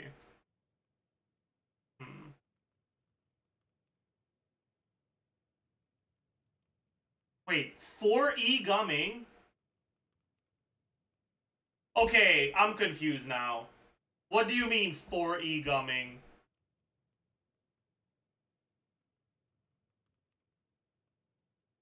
Oh, this is E into plunge into E into plunge. Never mind. Wait, is it though? I'm confused. Is it 4E? Or like 4 E's and 4 normal plunges? But why would you do normal plunges in this team? Ah!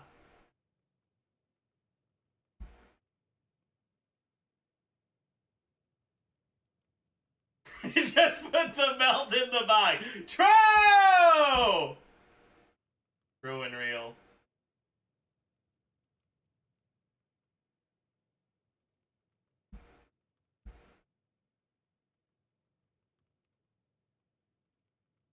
Just put the amber in the bag, though. True. Single target healers. It's more so that it makes things more unpredictable in terms of what you can expect from her buffs. You typically need specific rotations in terms of character switches to allow each of them to receive on-field healing, and that by itself can be somewhat hard to execute properly every time in real game situations. Because why do people spell it Ga space Ming sometimes? Probably to make it clear that they're talking about gaming and not the concept of gaming. because of this reason, it's also possible that Furina hasn't reached her ceiling as a character yet, because she's still waiting for that team-wide healer that can be very good offensively for a lot of characters, so like a Xianyun but more versatile. In terms of roles covered, one could argue that Furina also does a couple things, because she deals damage herself and she also supports the team. These damage she deals can become really good with the right setup, and arguably can make her the main carry of some teams even. However, while there are definitely some setup, and that Okay, I don't love just outright giving a DPR number on a team with rotations that are significantly longer than pretty much any other team in the game. This makes it look like she's doing a lot more because most people don't expect this to be a fucking 28-second rotation. I'm actually kind of curious how long this specific one is in the GC Sim database. C6.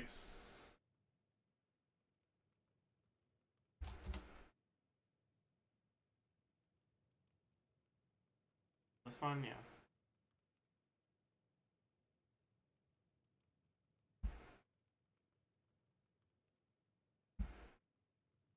Skill at 0.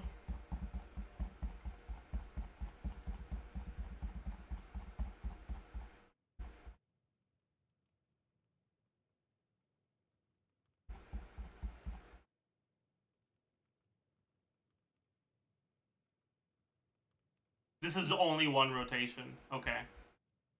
But the next skill would happen at fucking 29.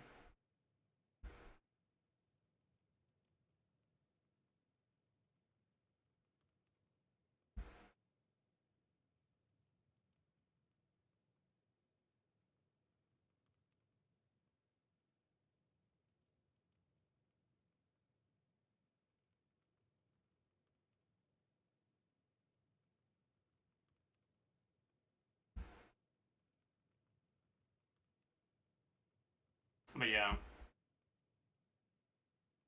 Like, the difference between 600k DPR in a 30-second rotation and a fucking 18-second rotation like Mavuika, it's fucking huge, you know?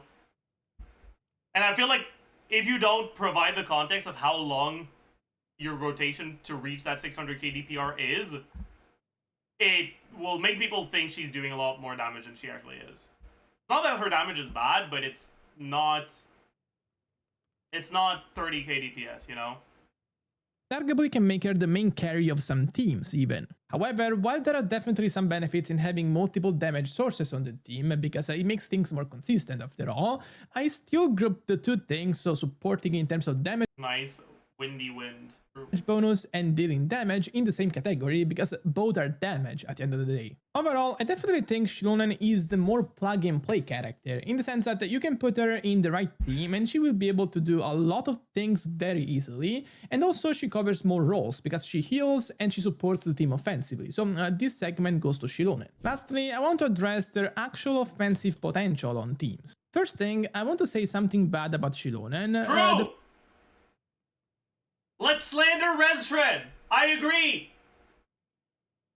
I agree! Sitlali fucking made Res Shred worthless! True! The fact that a good chunk of her offensive toolkit comes from the artifact set she can hold does make her offensive potential more volatile than Furina. Specifically, her best artifact set is without a doubt the Cinder City, and when it can be held by other Natlan characters on the team, Xilonen becomes for sure less valuable. In this sense, it doesn't help that Xilonen isn't really a great holder of the set in general terms, because she deals no field damage. In fact, while Cinder City's big advantage over something like Viridescent is that it can be activated through an off-field reaction, that advantage becomes useless if its holder is somebody like Xilonen who only has on-field attacks. This makes her practically unable to apply the set buffs to more than one element that's different from her own in a single instance, while characters like Citlali and Mavuika can apply the set effects for more elements thanks to their off-field hitting skills. But regardless, when there is another holder of the set on the team, so the Cinder City set, Xilonen is forced to use set like a Petra or to a lesser extent Instructor and Noblesse, who are still pretty decent but definitely much worse than Cinder City in terms of effectiveness. This is part of what is causing her to perform theoretically worse than the upcoming IANSAN for the Melt Mavuika team. On this team, there is already Cinder City access through Citlali, and so Xilonen can easily be beaten from an offensive standpoint by a support that is more damage-oriented, like IANSAN. Meanwhile, for Furina, if you I think that's a very bad point. Because Yansan has the exact same, like, characteristic. She is also a character that by default works with Cinder City, but in this team you don't get to use Cinder City on her, so she's not as valuable.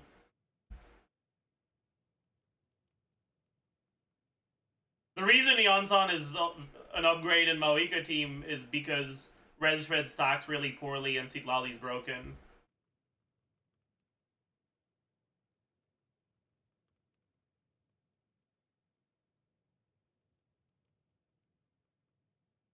point by a support that is more damage-oriented, like IANSAN. Meanwhile, for Furina, if you can play around her either tight caveats, it's pretty much always consistent in terms of what she brings to the table. She's the best in slot or arguable best in slot option for a lot of teams in the meta, and unless these teams receive a game-changing upgrade, like it was for Pyro characters a couple patches ago when Citlali came out and they all started preferring melt teams over vape teams, her usefulness will remain pretty stable. Still, regardless of what artifact set she's using,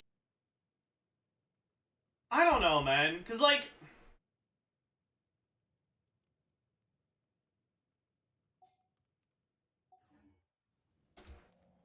is it really that many characters? Are there really that many characters where their best team has Furina? Out of those characters where their best, like, their highest DPS team has Furina, how many of them don't have quality of life issues with Furina on the team? It's really not that many, man.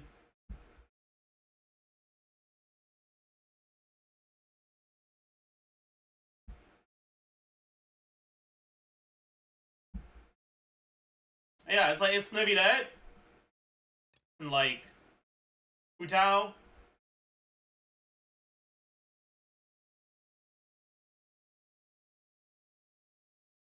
like, kind of Shao, Wanderer, but like, eh.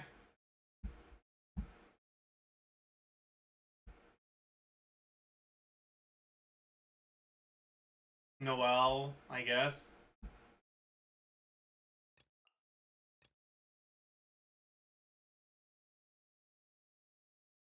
C6 Dory, true.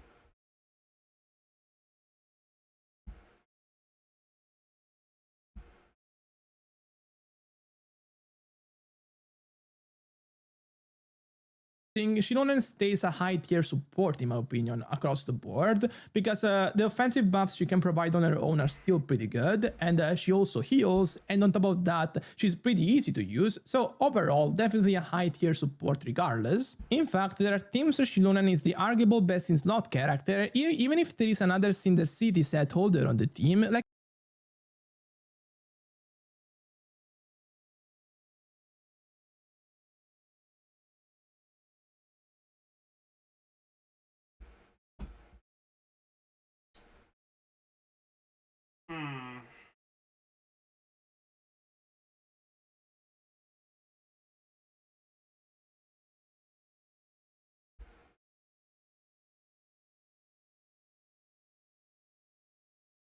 I'm pretty sure this rotation isn't real, actually.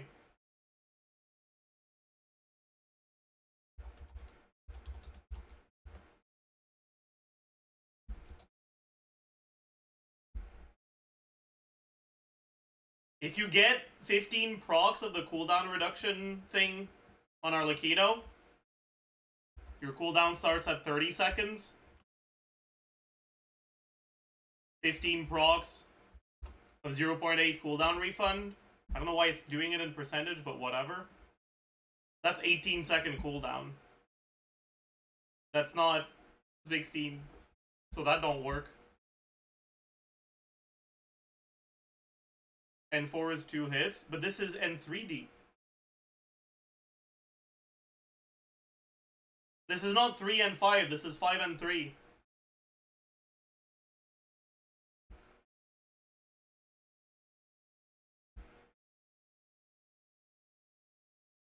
Maybe it's supposed to be 3 and 5.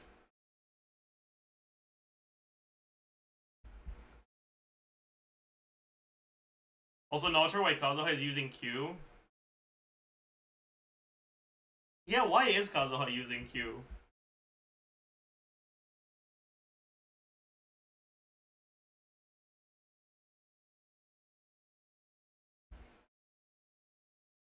And we're not getting TTDS either.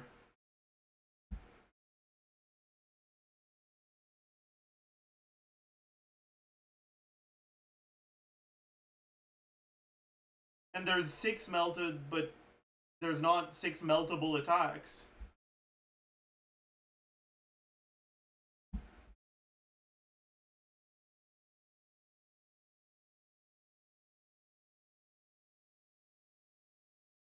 Just put the sucrose in the bag. True! Me when I lie. Honestly though, like...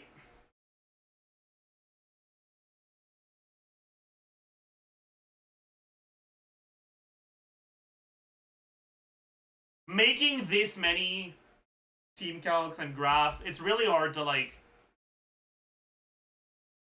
properly make sure that, like, everything is always consistent. So, like, this isn't that big of a deal. And, like, I don't think it's too bad, because I don't really disagree with the overall general conclusion that the Xilonen teams tend to be stronger just in terms of DPS versus the Kazuha ones.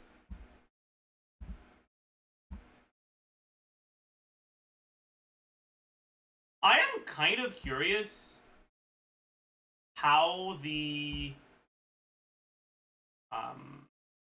double cryo teams compare, though.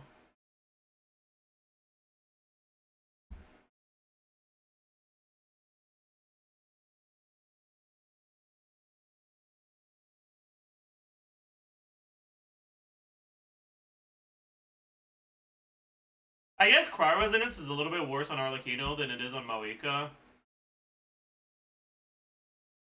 because more of your damage happens on enemies that don't have an aura.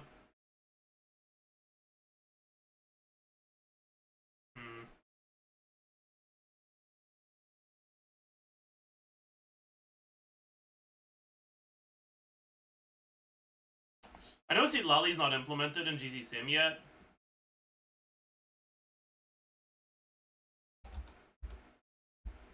Which is kind of annoying, I guess.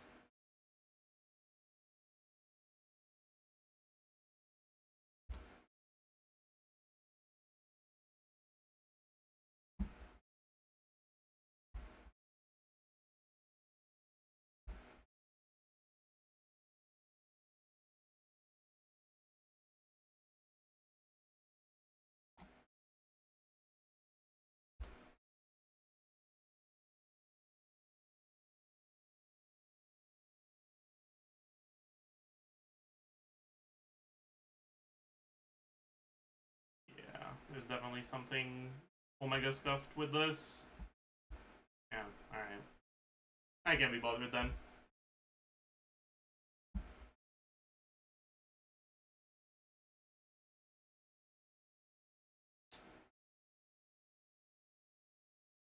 Does Cryo Resonance only count for the reacted hits? Yes and no.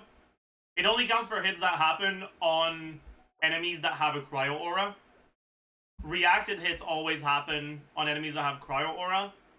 Unreacted hit sometimes happen on enemies that have Cryo Aura. You can try to pay attention to the aura on the enemies if you want to know which hits are buffed with Cryo Resonance and which ones aren't. I don't have Cryo Resonance right now, but that doesn't matter. Because the app is pretty much... I guess that it does matter. Because with double cryo, you do get more cryo app.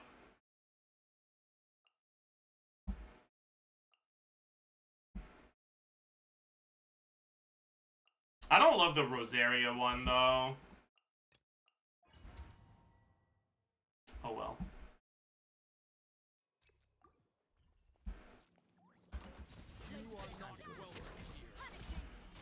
Teamwork is true.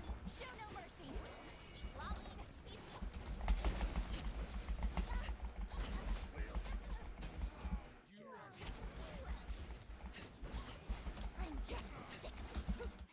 Overrule. You can't run. Lights out. Going in. Fulfill our path. You two.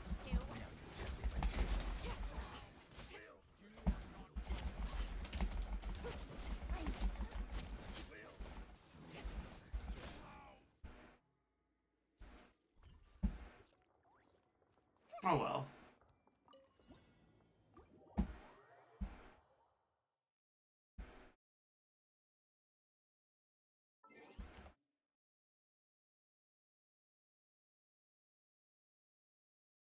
We can finish watching the video. Like for example are the Kino Male teams. On these teams, Xilonen's fast animations and low cooldowns allow for short rotations as well as an extremely straightforward setup. Overall, however, Furina is definitely the more foolproof support in terms of what she provides offensively. This advantage becomes higher for her when you consider high investment scenarios, specifically the Constellation 1 and 2, that really massively increase her potential by raising the damage increase she provides for the team and making it much easier to achieve even with bare bones healing. Specifically the Constellation 1 and 2, that really massively increase her potential by raising the damage increase she provides for the team and making it much easier to achieve even with bare bones healing.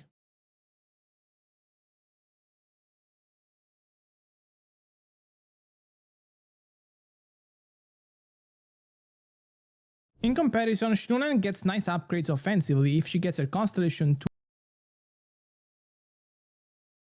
and her signature weapon, which increases the damage for the active character by 20 or 25% depending on who he is, but these upgrades are definitely less game-changing than Furina's constellations. Because of personal preference, some time ago I rated Xilonen over Furina in a tier list because I think the fact she's more plug-and-play and self-sufficient is really valuable, but if we're talking foolproofness and high investment potential, then Furina is probably the more valuable pull. And with this, I'm done for today. If you enjoyed this video, remember to subscribe, also go check Path to Nowhere in the link below and the QR code, and also go check the last video made on IANSAN a few days ago.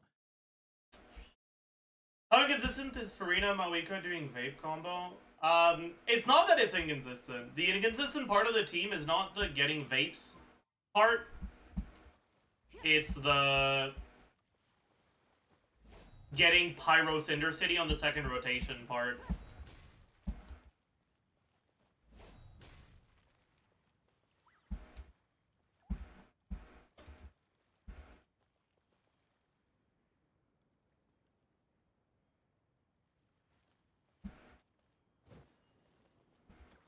Mavuika has a second rotation. With Furina, yeah, she does.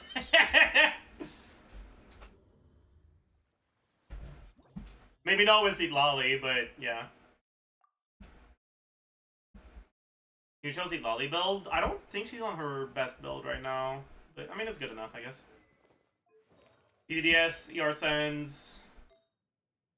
This fucking insane artifact that I got. This is pretty solid.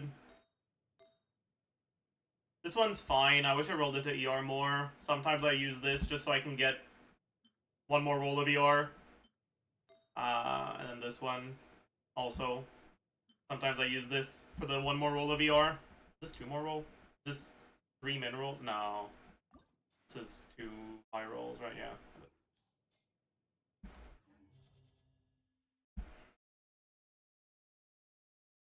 Now, sometimes Spas is Sitlali too well-rounded of a character.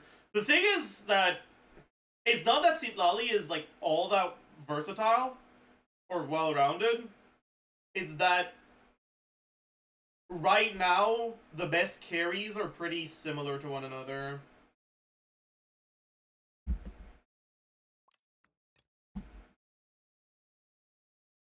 Like, Sitlali's meant to work in 2 archetypes. Right? She's meant to work with Hydro carries and Pyro carries. And right now, the best carries in the game are all Hydro and Pyro.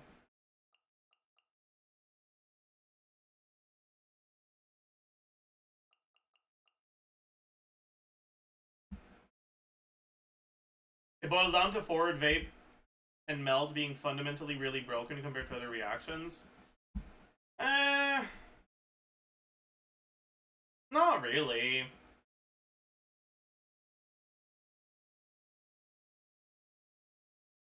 Sitlali's arguably the best support if you look at relevant teams, yeah.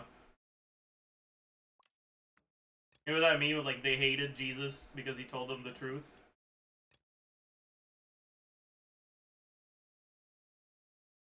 That's me when I talked about Sitlali in the top 10 units discussion.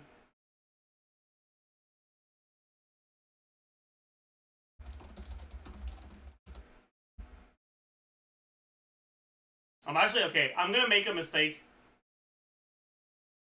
I'm gonna go take a look at the comments on the Zajef Daily video.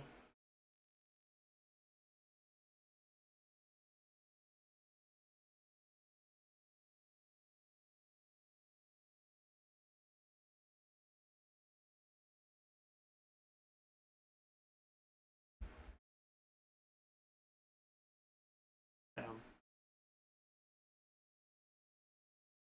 Thank you, Seshi. I always appreciate people that provide context for things.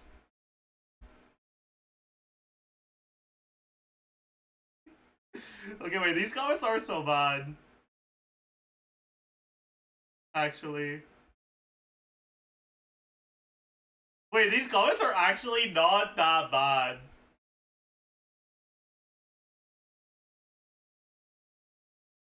Don't scroll too far, true.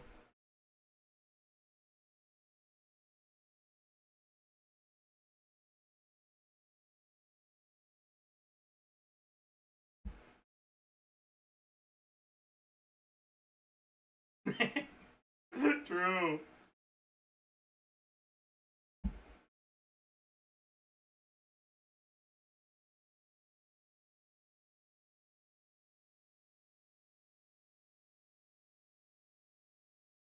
This is actually a very interesting comment. This is very, very untrue.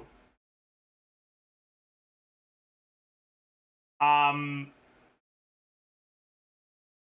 practice, Furina's C1, in the worst case scenario, is like 30 more damage percent.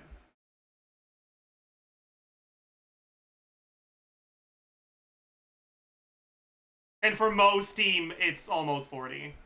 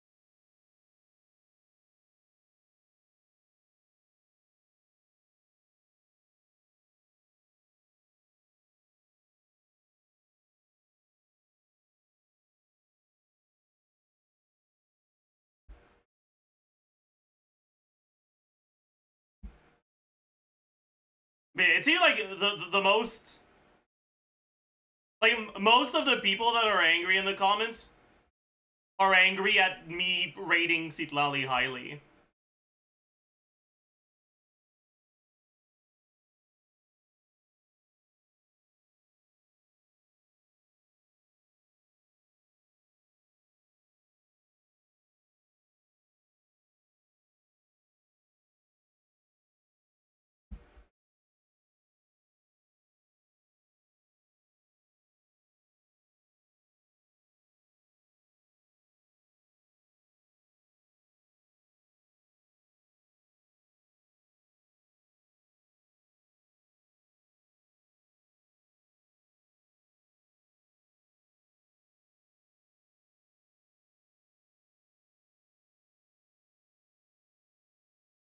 Citlali is great for the 4 best DPSs in the game, yeah.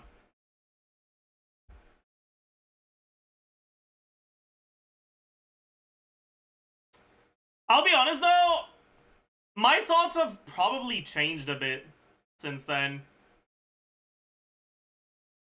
I think I'd have Citlali above Xilonen too. Cut! Cut! Cut! That might just be IANSAN.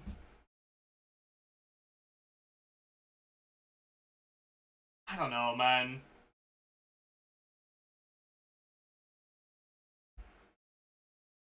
Maybe I'm just too IANSAN pilled.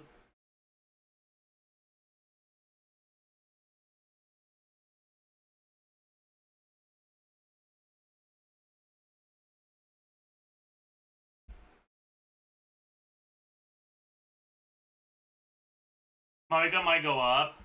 Yeah, I'm still not sure about Mavuika. I generally prefer supports over carries. The reason why I don't apply that to Neuvillette is because of how well he functions with the most bare bones bullshit on your account.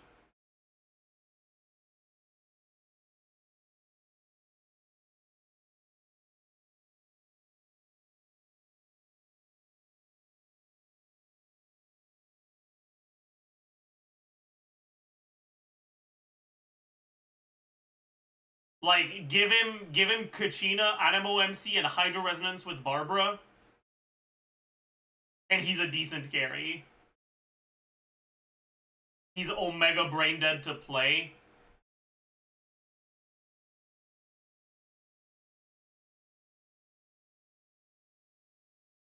Yeah, it's because the main reason why I value supports more highly is because they help much more with your team building than carries do generally.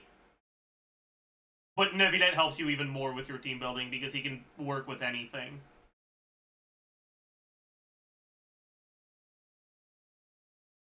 That sounded like very 40k DPS. Yeah, like obviously, if you're using 3 dogshit units, the team will be worse than if you're using 3 good units. But with Neuvillette,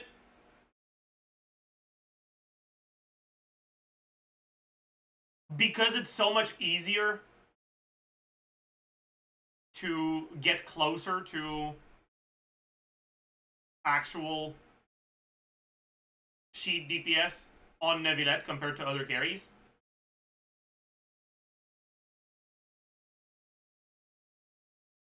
you actually do get 40k DPS.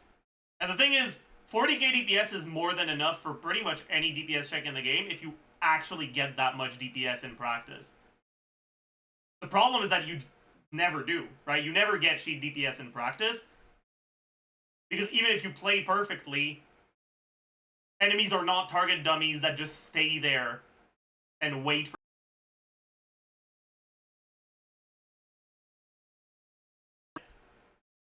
gets as close as possible. That gets the closest to his sheet DPS in practice. Which means that even